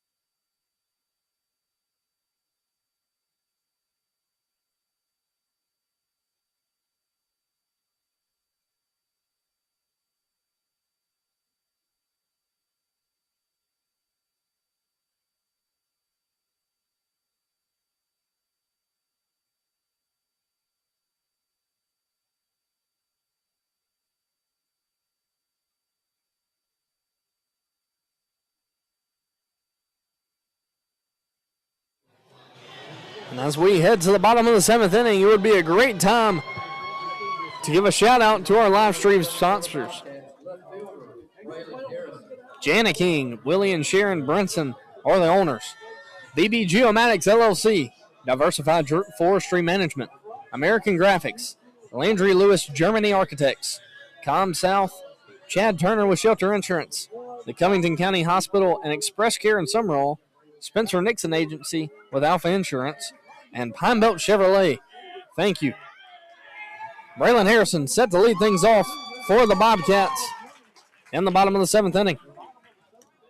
Haney still the pitcher for the Wildcats. He is trying to go all 7.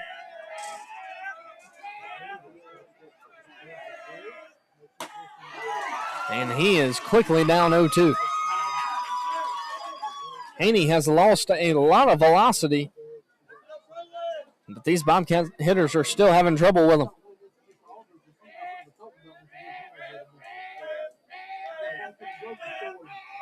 So the 0-2 count on Harrison.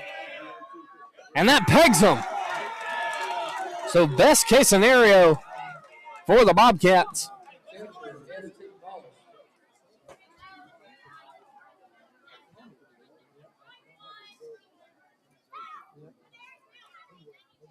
And Davis is calling a meeting. They're going to try to figure out what to do here. They need 1 run to win this game, and that was a big hit by pitch by Harrison. Especially to bring things to the top of the lineup for the Bobcats. S.T. Most. He is 0 for 3 tonight, but he can make up for it here.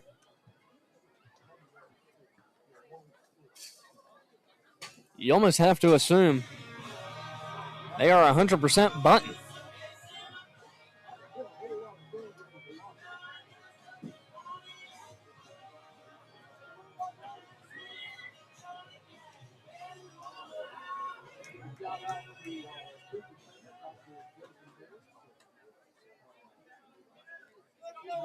So Harrison stands at first.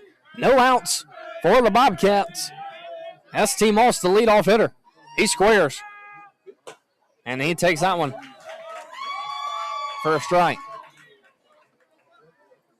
That one caught the outside part of the plate for strike 1.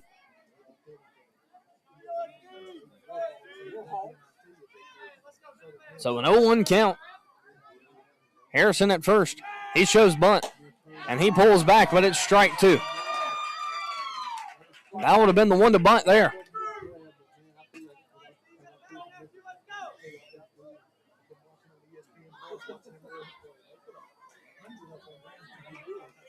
So an 0-2 count. No outs. Harrison at first. Most probably not bunting. He doesn't show. Williamson stands on deck.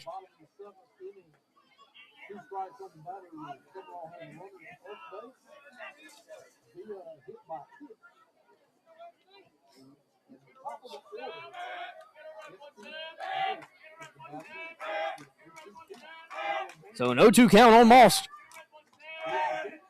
And that is right down the plate for strike 3. So Most watches 3 straight strikes to give Haney the first out of the inning.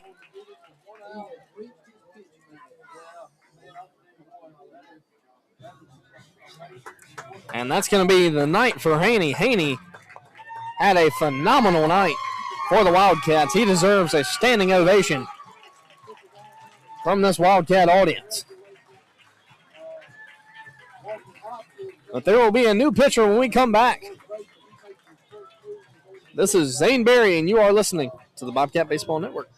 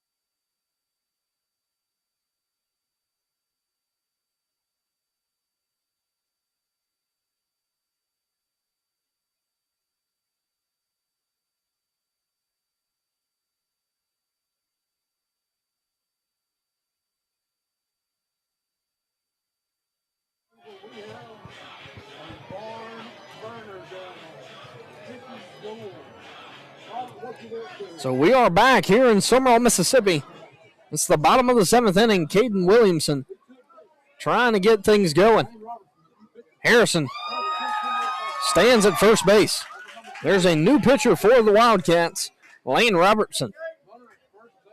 Lane Robertson, a lefty. So a little different look for the Bobcats. And he's going to pick off. But just lobs it over there to first.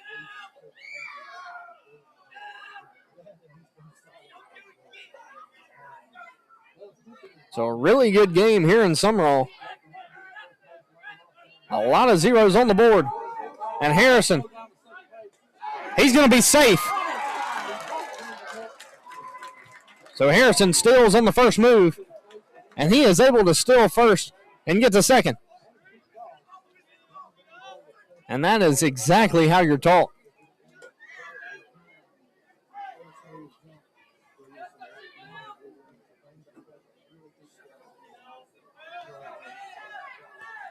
So an 0-1 count on Williamson.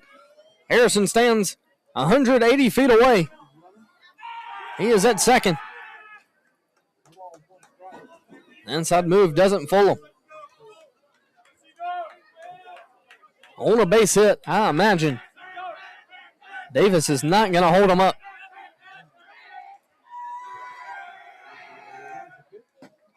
And that one misses away.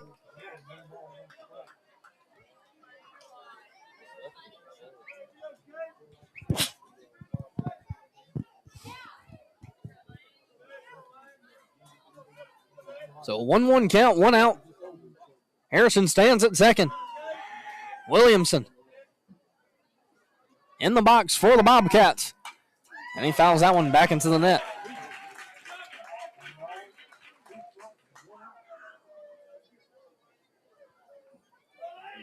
Williamson came into the game hitting .352. He is 0 for 3 tonight with 3 ground balls to the third baseman.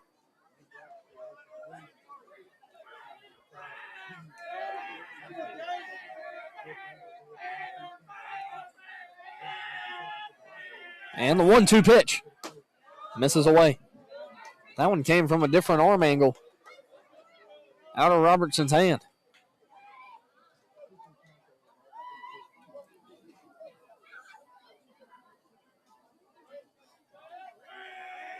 So a 2-2 count on Williamson. Harrison with a good lead. And he misses it. And a great piece of base running by Harrison. And he has gotten the Bobcats in a very good position to score. Williamson took the breaking ball in the dirt. And the dirt ball read allowed Harrison to reach third. So the infield now playing in for the Wildcats. Williamson, all he's got to do is put a ball in the air to the outfield or get a base hit, and this game will be over.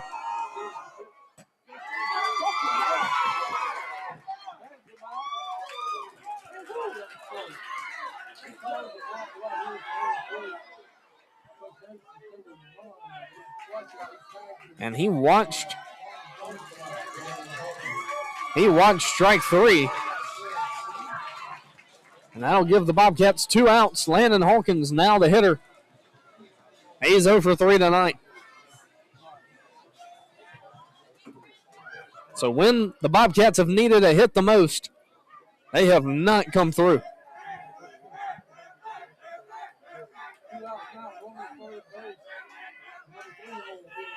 But Landon Hawkins, a very dangerous hitter in this Bobcat lineup. And he is in the box with Harrison 90 feet away.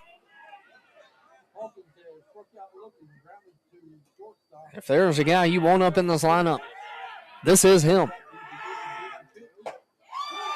But he takes strike 1.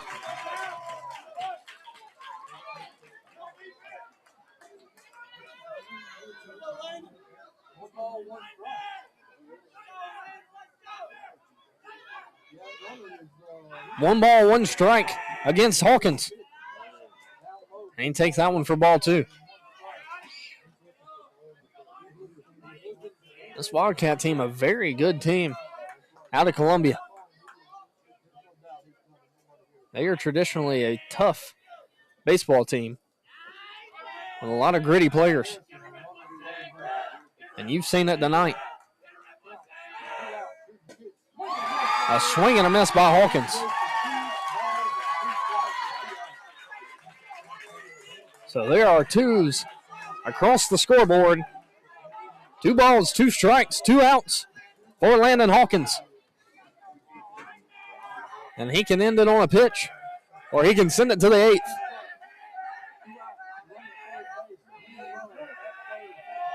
And he calls time.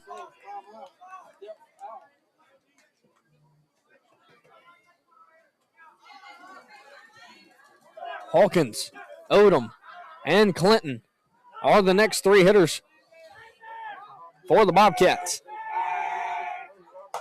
And Hawkins does not go. And that brings the count full. And I personally did not think he swung either. He did check swing, but I do not think he went all the way around. A 3-2 count on Hawkins. And he drives this one to center field. And it hangs up. And that will be the third out of the inning. That is his second very hard hit ball tonight, but went straight to somebody. So we are headed to free baseball, the top of the 8th inning. And we will be back. This is Zane Berry, and you are listening to the Bobcat Baseball Network.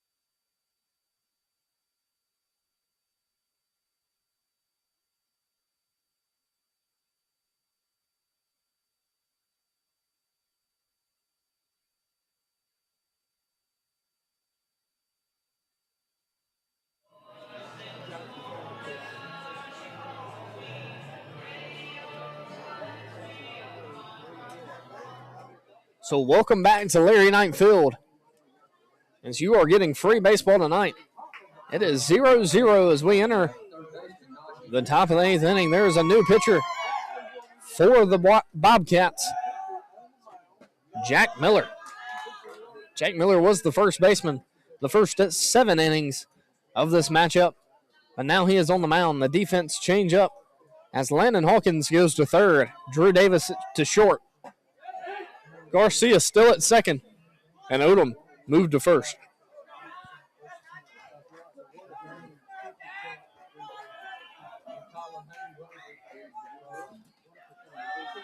The Wildcats are at the top of the order, and so they are right where they want to be.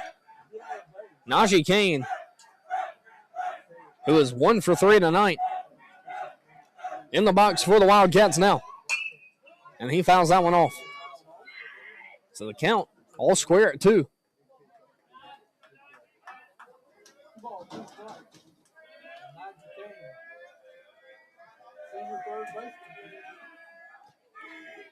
Two balls, 2 strike on Kane. Miller in the windup. And he delivers it. And it is going to go to Drew Davis. Drew Davis makes a phenomenal play. I'm telling you, he looks like a superstar over there at shortstop. I mean, Najee Kane can absolutely fly. But Davis got it out quick on the slow roller for out number 1. And that'll bring up Grayson Carney. Carney is 0 for 1 tonight. He has a sack bunt and a walk. And he had a big swing and a miss there.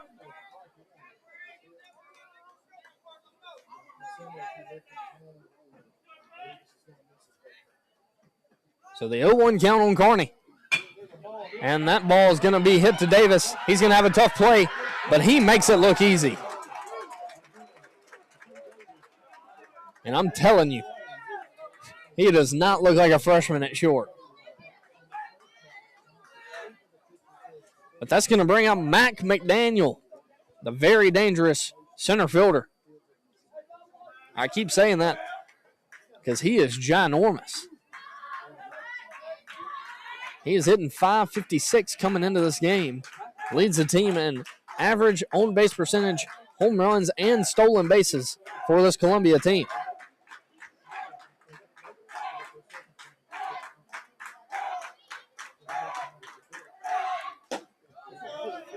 Miller misses away on the fastball.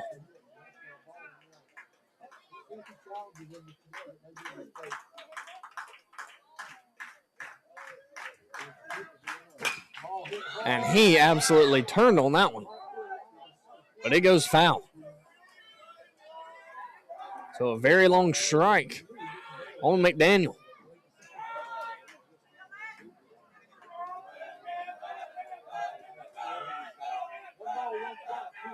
One ball, one strike, 2 outs.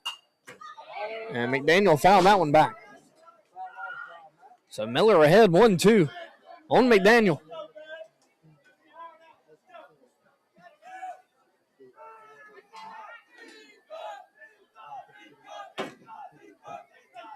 The Bobcats have 2 outs here in the top half of the 8th inning. The catcher set up in the middle of the other batter's box, just trying to get him to chase. But he holds off, and that brings the count to 2-2, 2 outs. The breaking ball misses in the dirt. That brings the count full.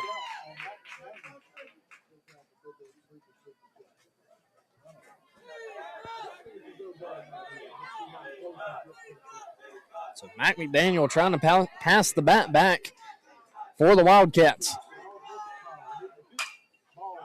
And that ball is fouled off.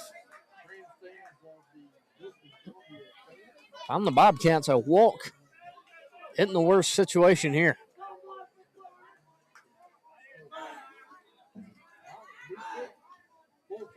He's got a full count, 2 outs. Miller delivers. That one fouled up, but it goes out of play.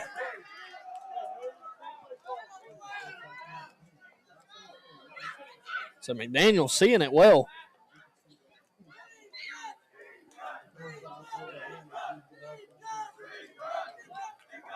And Miller has him 3-2.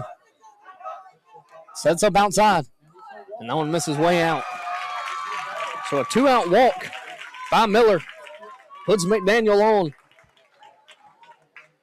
And that'll bring up Walker Hobgood. Hobgood's 1 for 3 tonight. His lone hit came back in the first inning.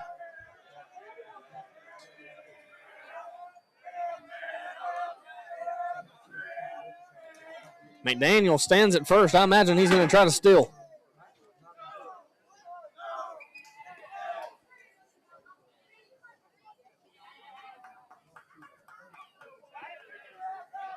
The first team to score tonight is probably going to be the team that's going to win. McDaniel goes, and Most throws it, and he gets him out at second, so a great throw by S.T. Most, and that is picture perfect between S.T. Most and Drew Davis at short.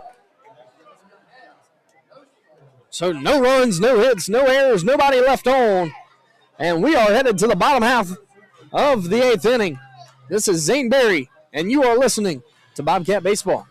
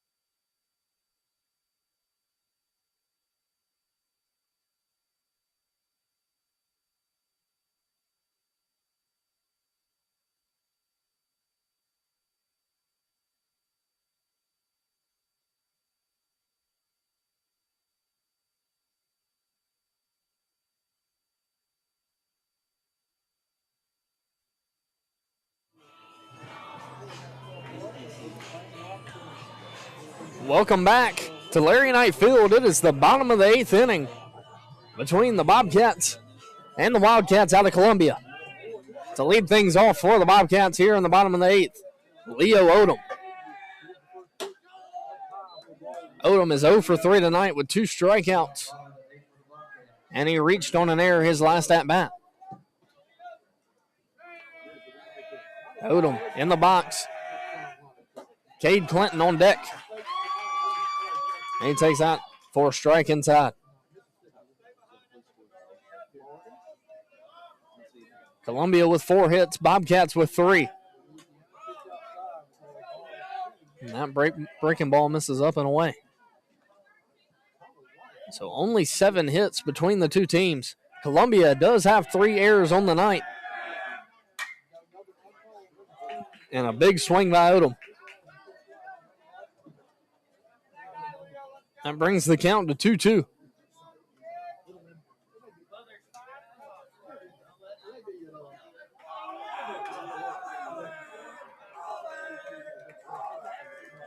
And the full count pitch. A swing and a miss by Odom. That'll give the Wildcats the first out of the inning. But Cade Clinton stepping up to the plate for the Bobcats. He has hit the ball hard each time that he's been at the plate. But nothing to show for it as he's 0 for 3. He has a line drive out to the right fielder, a line drive out to the second baseman, and then reach by an error by the shortstop.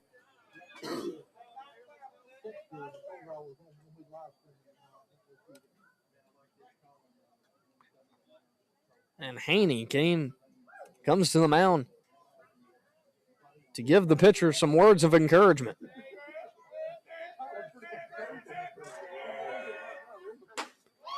And that breaking ball, a called strike.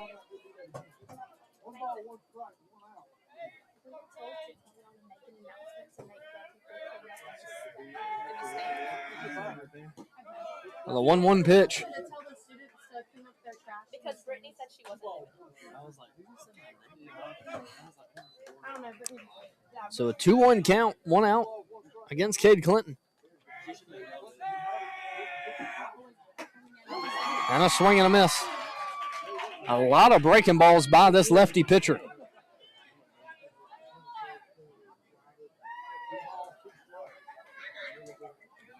Two balls, 2 strikes against Clinton. 1 out. And a swing and a miss. And so 2 strikeouts for Robertson here in the bottom of the 8th inning. That'll bring up Jack Miller. Jack Miller is 2 for 2 tonight with a walk and 2 singles. Let's see if the Bobcats can do it with 2 outs. This is back-to-back Tuesday nights where they have went into extra innings.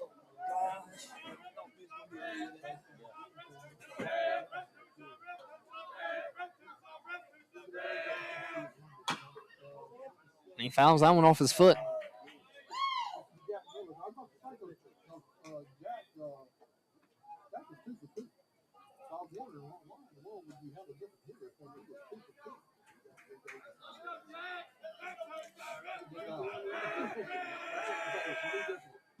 Miller check swing strike.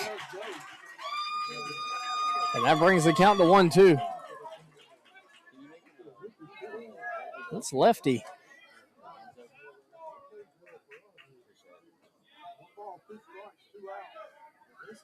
He has a breaking ball on him, and he is throwing a bunch of them tonight.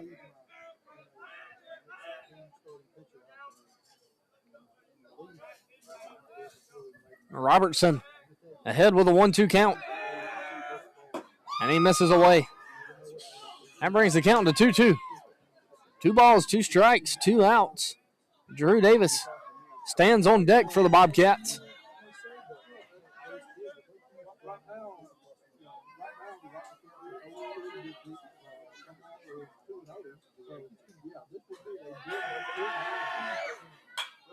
The 2-2 breaking ball fouled off by Miller.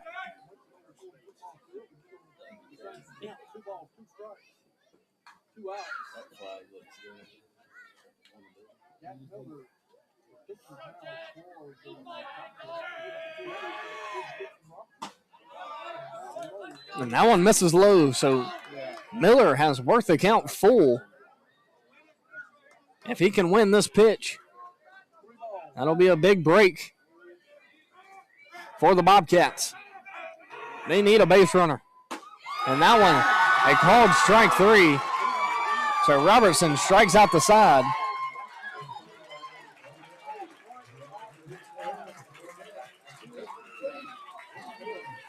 So after 8 complete, the score all tied at 0.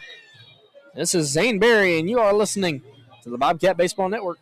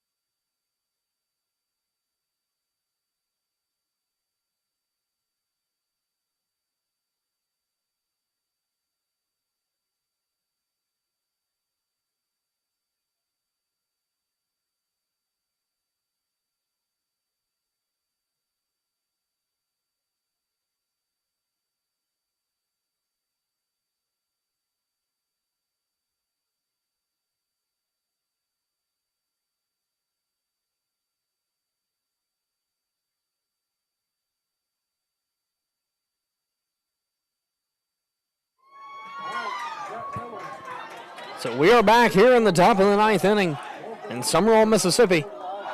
Jack Miller on the mound for the Bobcats. Walker Hobgood trying to lead things off for the Wildcats. This has been a pitcher's duel for the ages. He throws a breaking ball that misses.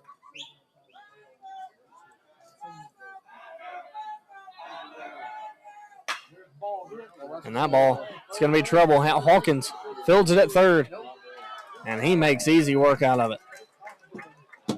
So that is out number 1 for the Bobcats.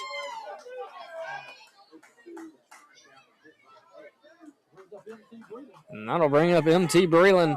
M.T. Breland is 0 for 2 tonight. He has reached base once via the hit by pitch. And he fouls that one back into the net for strike 1.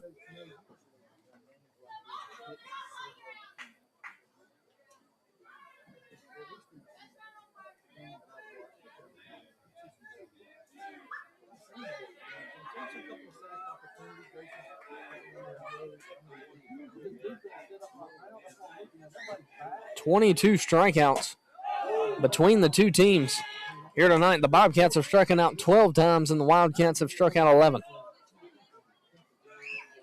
But he's got Breland down 0-2 here.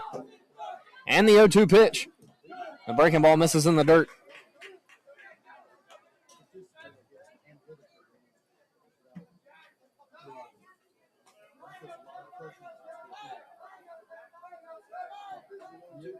And the 1-2. Misses low again.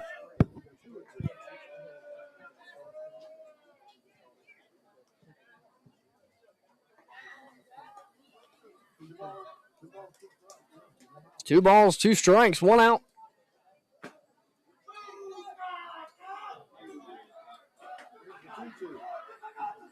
And that one hit right back to Miller, and he bobbles it, but he's able to get it at first. M.T. Breland slides into first base. You got to be careful to not hurt yourself. A good effort by him, though. The Bobcats will have 2 outs. Colin Haney, the hitter for the Wildcats. He started on the mound for the Wildcats and has kept this Wildcat team in this game. He has had one heck of a game. And it continues as that ball goes under the glove of Landon Hawkins. And that will be an E5. And Haney will reach home by an error.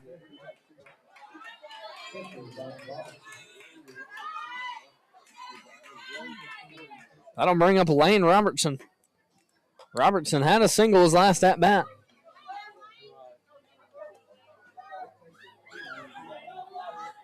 So what would have been out number 3 keeps this Wildcat offense alive with Haney standing at first.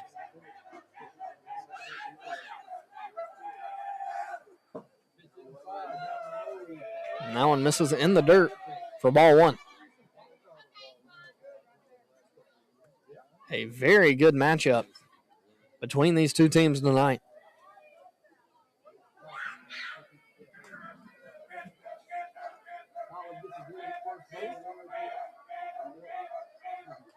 So a 1-0 count.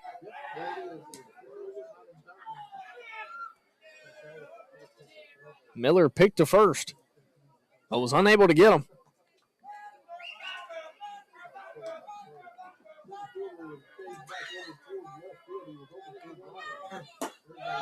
A 1-0 pitch. Called strike against Robertson. Robertson, the now pitcher for the Wildcats.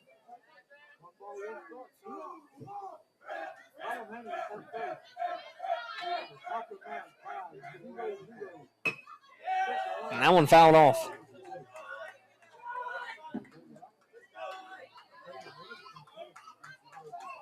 So a 1-2 count, 2 outs. Miller trying to get the Bobcats in the dugout and see if they can win this thing in the bottom. But the 1-2 pitch. And he picks to first. Doesn't get Haney over there.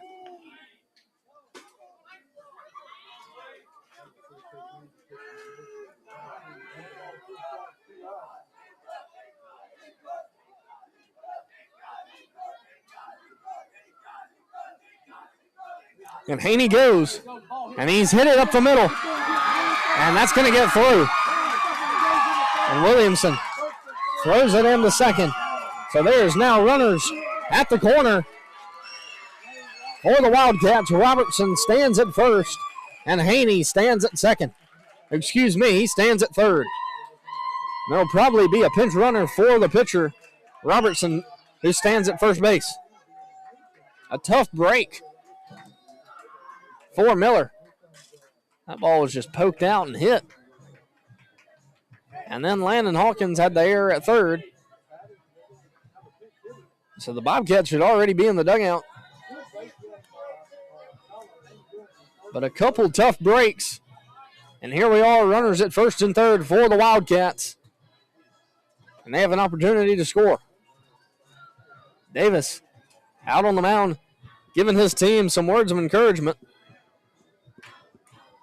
They are searching for the last out of the 9th inning.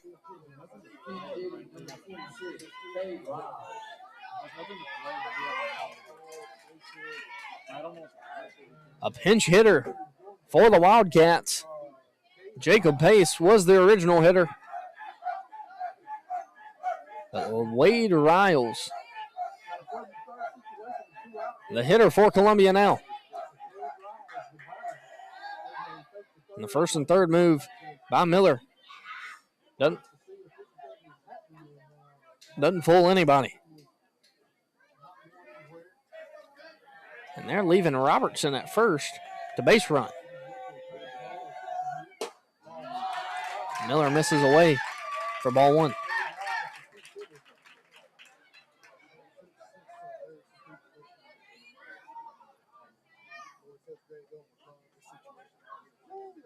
Looks like Braden Smith, warming up in the bullpen for the Bobcats. And that one catches outside part of the plate for a strike.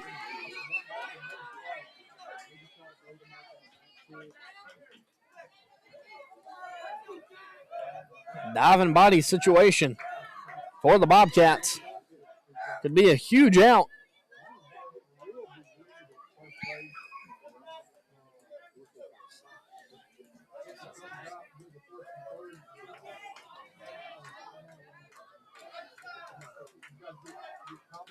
Robertson at first, Haney at third. The pinch hitter in the box. And a swing and a miss. That brings the count to 1-2. And you have to imagine the runner at first is going. And I'm interested to see what ST Moss does behind the plate.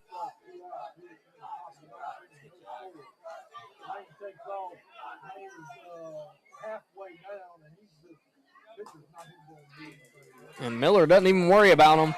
The early break steal. That will be the easiest stolen bag for Robertson's career that he will ever have. But that puts runners at second and third now for the Wildcats. The pinch hitter trying to be big. And Miller misses away.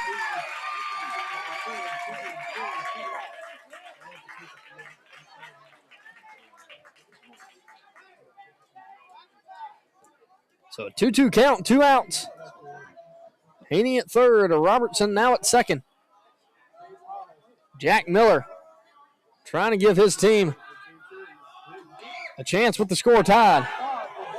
That one misses away. And that brings the count full. Standing on deck, Dylan Rowley for the Wildcats. The pinch hitter in the box for him now. Looking to put the first run of the game up on the scoreboard. But he doesn't, and that's strike three. Jack Miller with a big strikeout.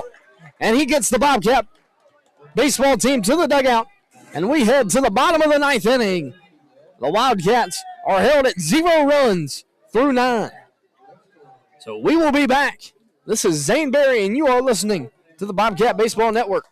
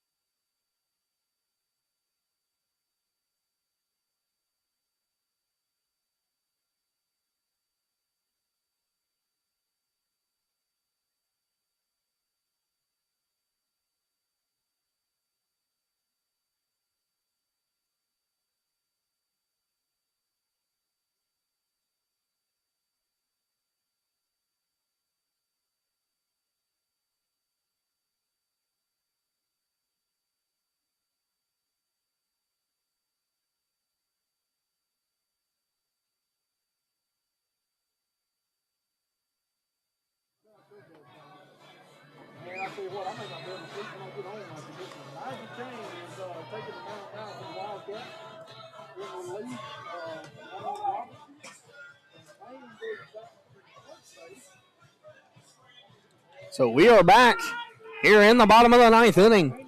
Drew Davis set to lead things off for the Bobcats. Drew Davis started the game on the mound for the Bobcats, went 7 complete. 11 strikeouts on 3 hits, no runs. And he could easily win this game by himself here to start the bottom of the ninth. The new pitcher for the Wildcats, the third baseman, Najee Kane, on the mound for him now. He throws a strike there. And he looks to the dugout and yells something after that pitch. A lot of heat between these two teams right now, as it has been a battle tonight. And the breaking ball, a strike. So a quick 2 strikes on Davis. This Bobcat offense has not been awake tonight so far. And that one hits Davis, and it's going to put the leadoff man on for the Bobcats.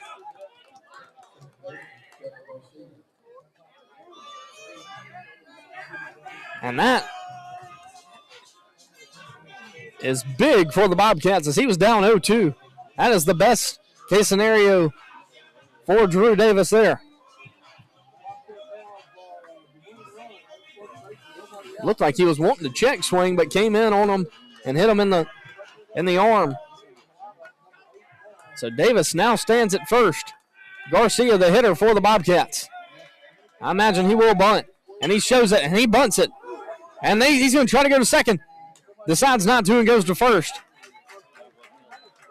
So a great at-bat by Garcia. He gets the bunt down and allows Davis to move 90 feet to second base. And that'll bring up Harrison. Harrison is 0 for 1 tonight. He's had 3 at-bats, but walked in 2 of them.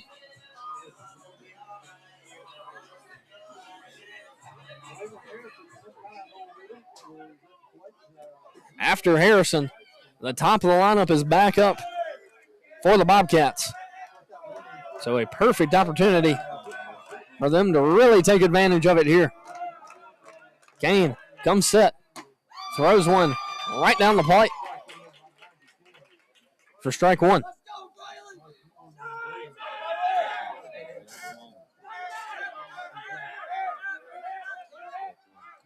Davis stands at second.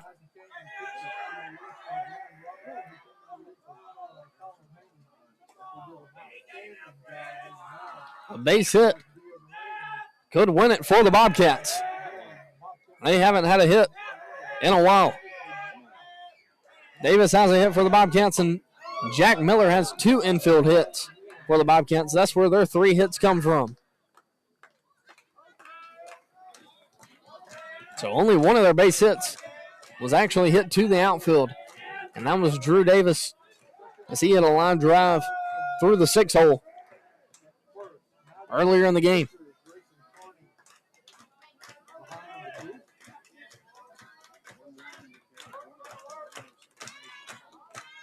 A 1-1 count, 1 out. And that one misses way out. That brings the count to 2-1.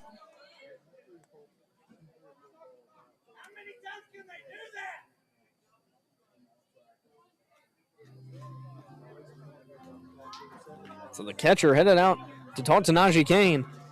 We have a big viewer checking in. Big time Billy Garrity, who played a game earlier today for the William Carey Crusaders.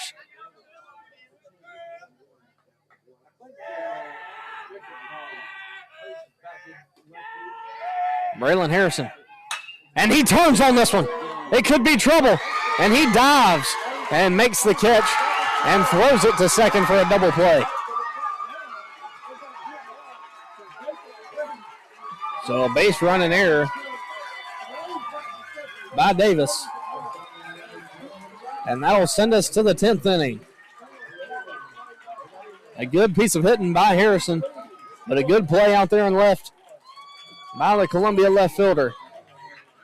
So we will be back in the top of the 10th inning. This is Zane Berry, and you are listening to Bobcat Baseball.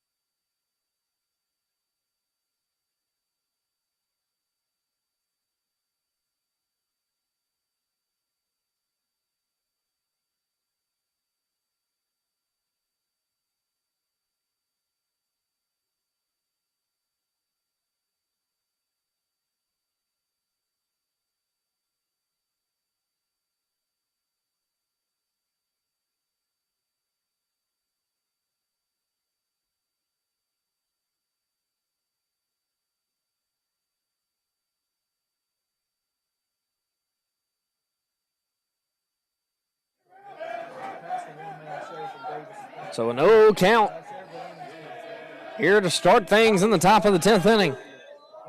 The 9-hole hitter for the Wildcats, Dylan Raleigh, the hitter.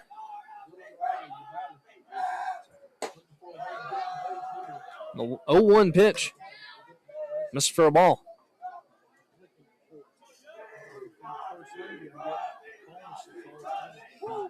And the 1-1 pitch. A big swing and a miss by Raleigh.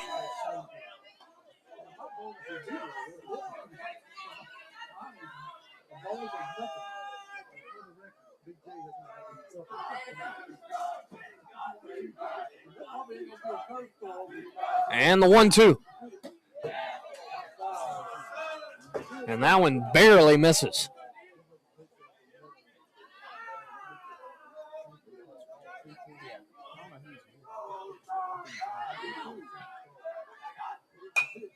And that one fouled off. So a 2-2 count against Raleigh.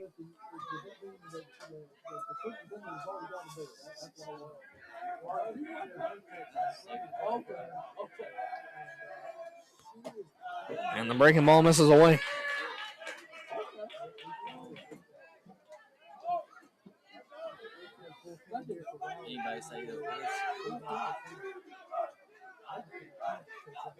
And a full count.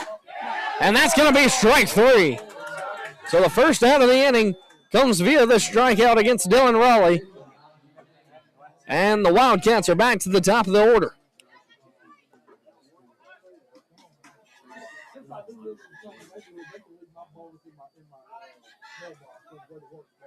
So 1 out here in the top of the 10th inning. Najee Kane, the hitter for the Wildcats. And Miller misses low on the breaking ball.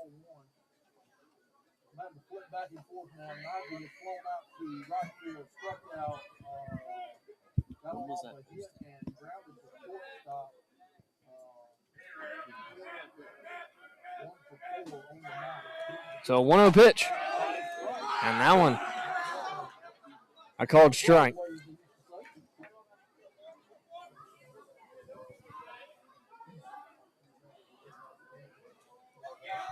And the 1-1. The breaking ball, swing and a miss on Najee Kane.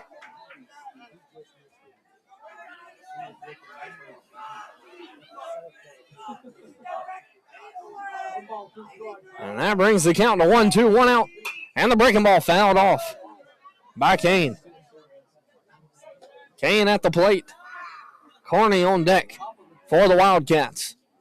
And after them, Mac McDaniel.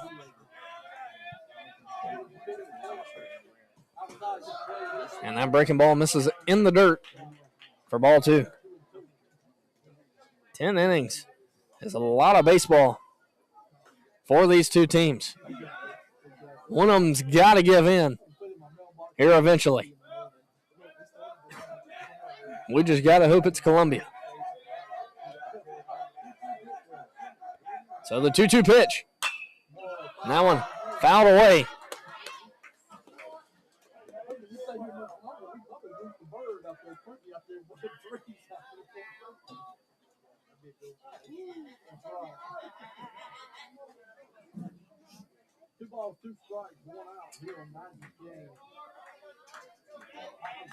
Najee Kane, the now pitcher for the Wildcats, trying to get things started with 1 out in the top of the 10th.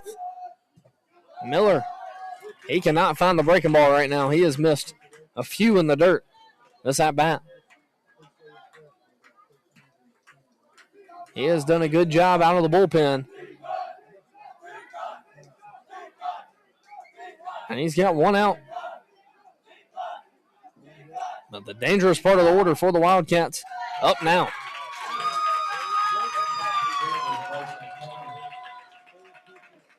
So a walk to Najee Kane, who is very, very fast and a very big threat on the bases.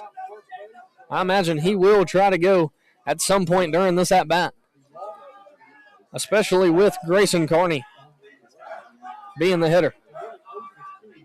And you can tell by his antics over there at first, and he is itching to go.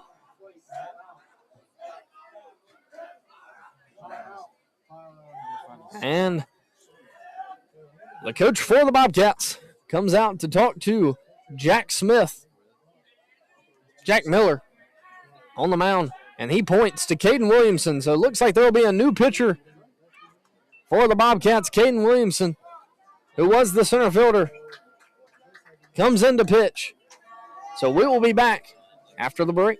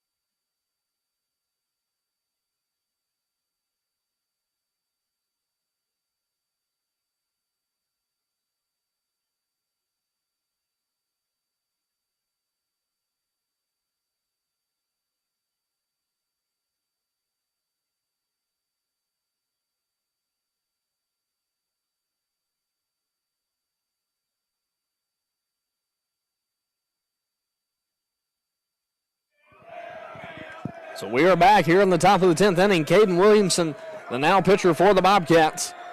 I imagine they're doing this trying to hold Najee Kane over there at first base. And that one called strike on Carney.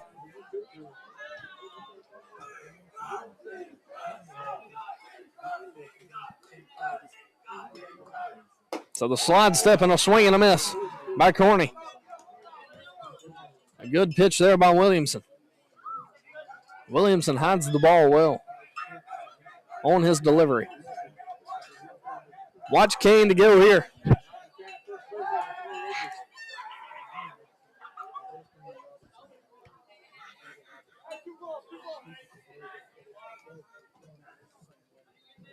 So the 0-2 count, 1 out.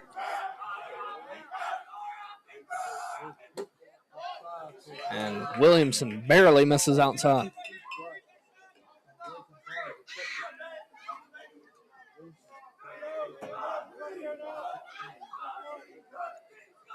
So a 1-2 count on Carney, 1 out in the top of the 10th inning.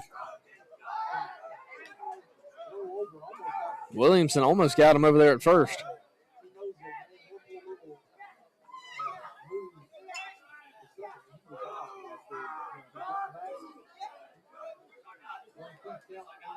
McDaniel stands on deck for the Wildcats. That one just misses outside for ball 2.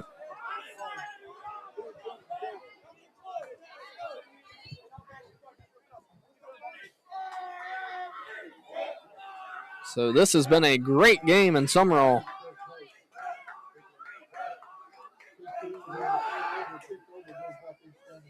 Kane looked like he was going, but instead goes back to first on the play.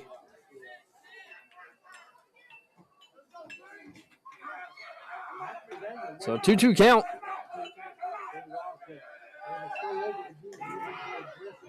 And that one a very close play at first on the pickoff, but they call him safe.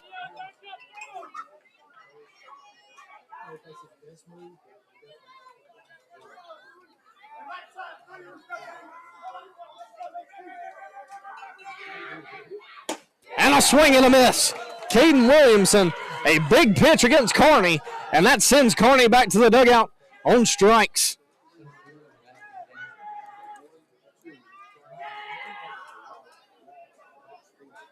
And that'll bring up Mac McDaniel.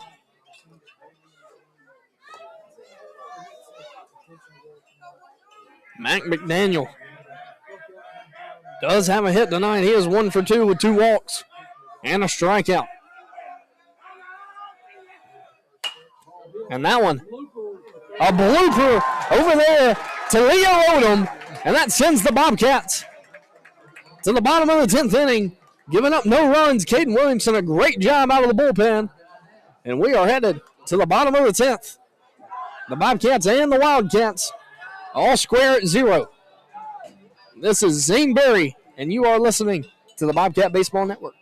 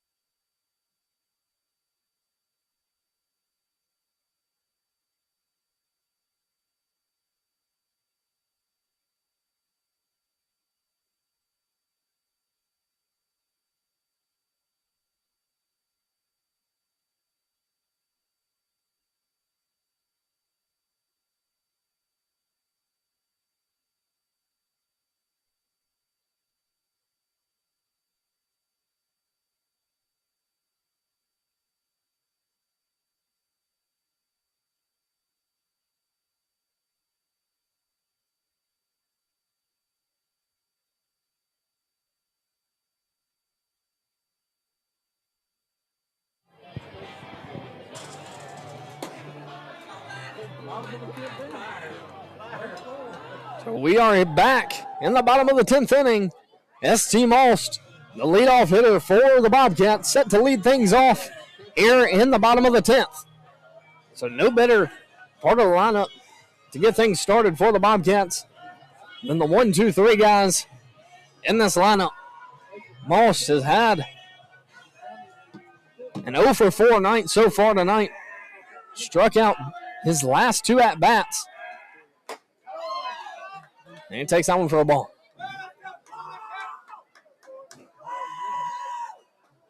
This Bobcat team looking to show a little grit here on the bottom of the 10th and send everybody home.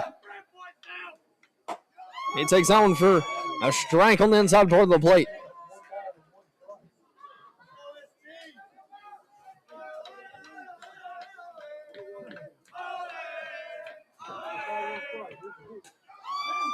And he takes that one for strike 2.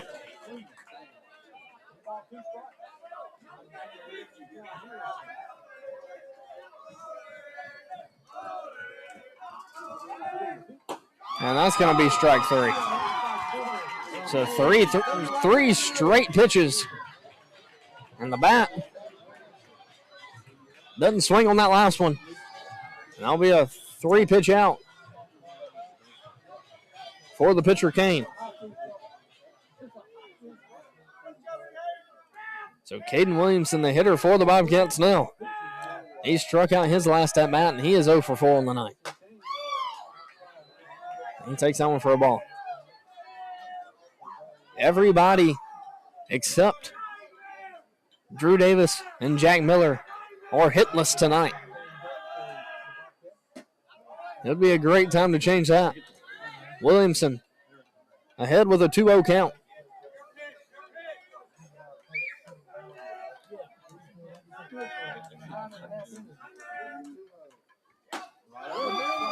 And the 2-0 pitch. Called strike. He is ready to hit now.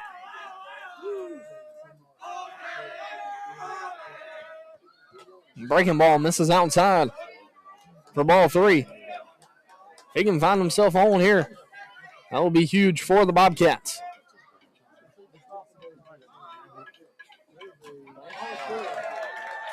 And that one misses low, so a 4-pitch walk for Caden Williamson. And that'll bring up Landon Hawkins.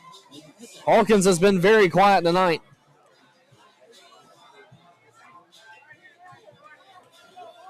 But he couldn't be in a bigger spot here for this Bobcat team.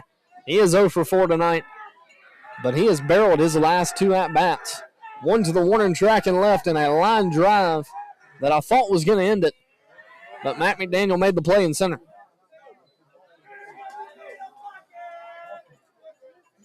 He takes that one for a ball up. So Caden Williamson stands at first. Hawkins in the box, and he gets plumped. So runners on first and second for the Bobcats now. And a perfect opportunity for Mr. Leo Odom to send everybody home. Williamson with good wills at second.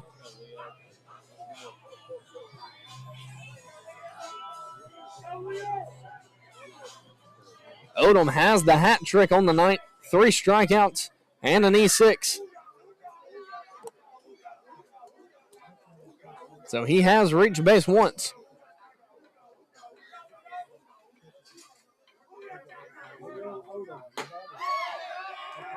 And that one misses for ball 1.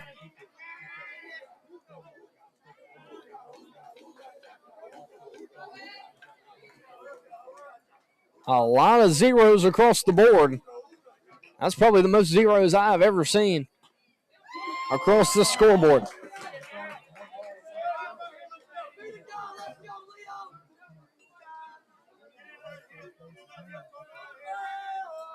Leo Odom with a 1-1 count. Hawkins stands at first. Williamson at second. The Bobcats just need a run. They only have 3 hits on the night.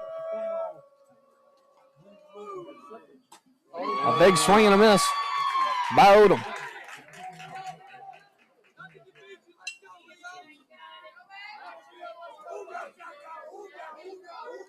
Clinton stands on deck.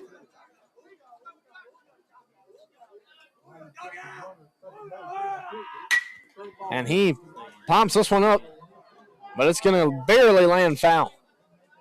So that would have ended it for the Bobcats, but it goes foul. So Odom 0 for 4 on the night, 3 strikeouts, and a reach on by error. He is due for a big hit.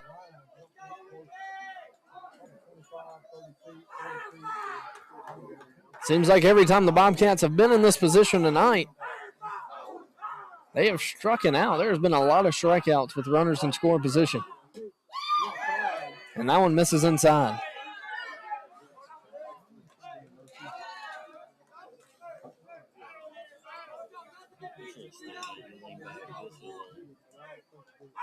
So a 2-2 count on Odom.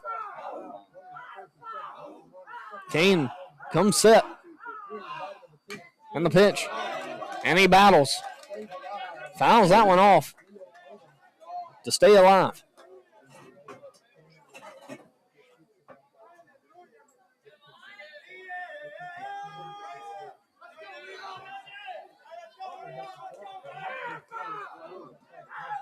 The outfield playing kind of deep. So if Odom's able to put one in, that should be able to score Williamson at second.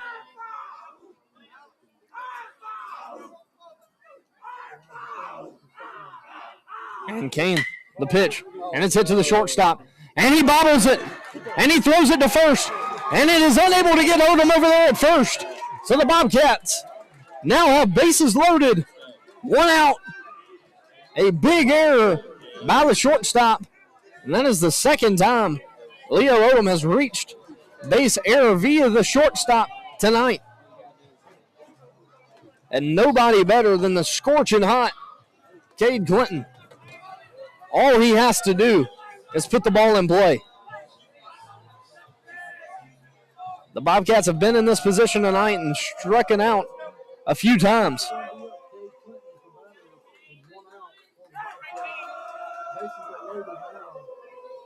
So Cade Clinton with a chip on his shoulder here. Score tied 0-0, bottom of the 10th inning.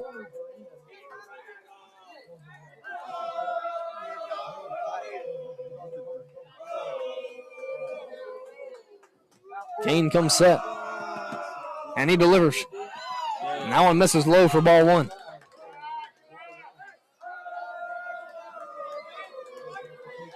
You have to assume Clinton is taken until he gets a strike, but with how well he's been swinging the bat, that's going to be hard to determine. And he doesn't. He takes a hack at that one, but swings and misses. He's got to calm down a little bit. You can see he got way too big on the swing there.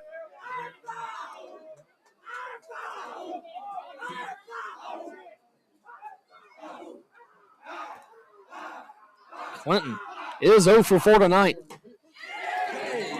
And he's going to say that he did swing. So a 1-2 count on Clinton. He's got to slow the game down here.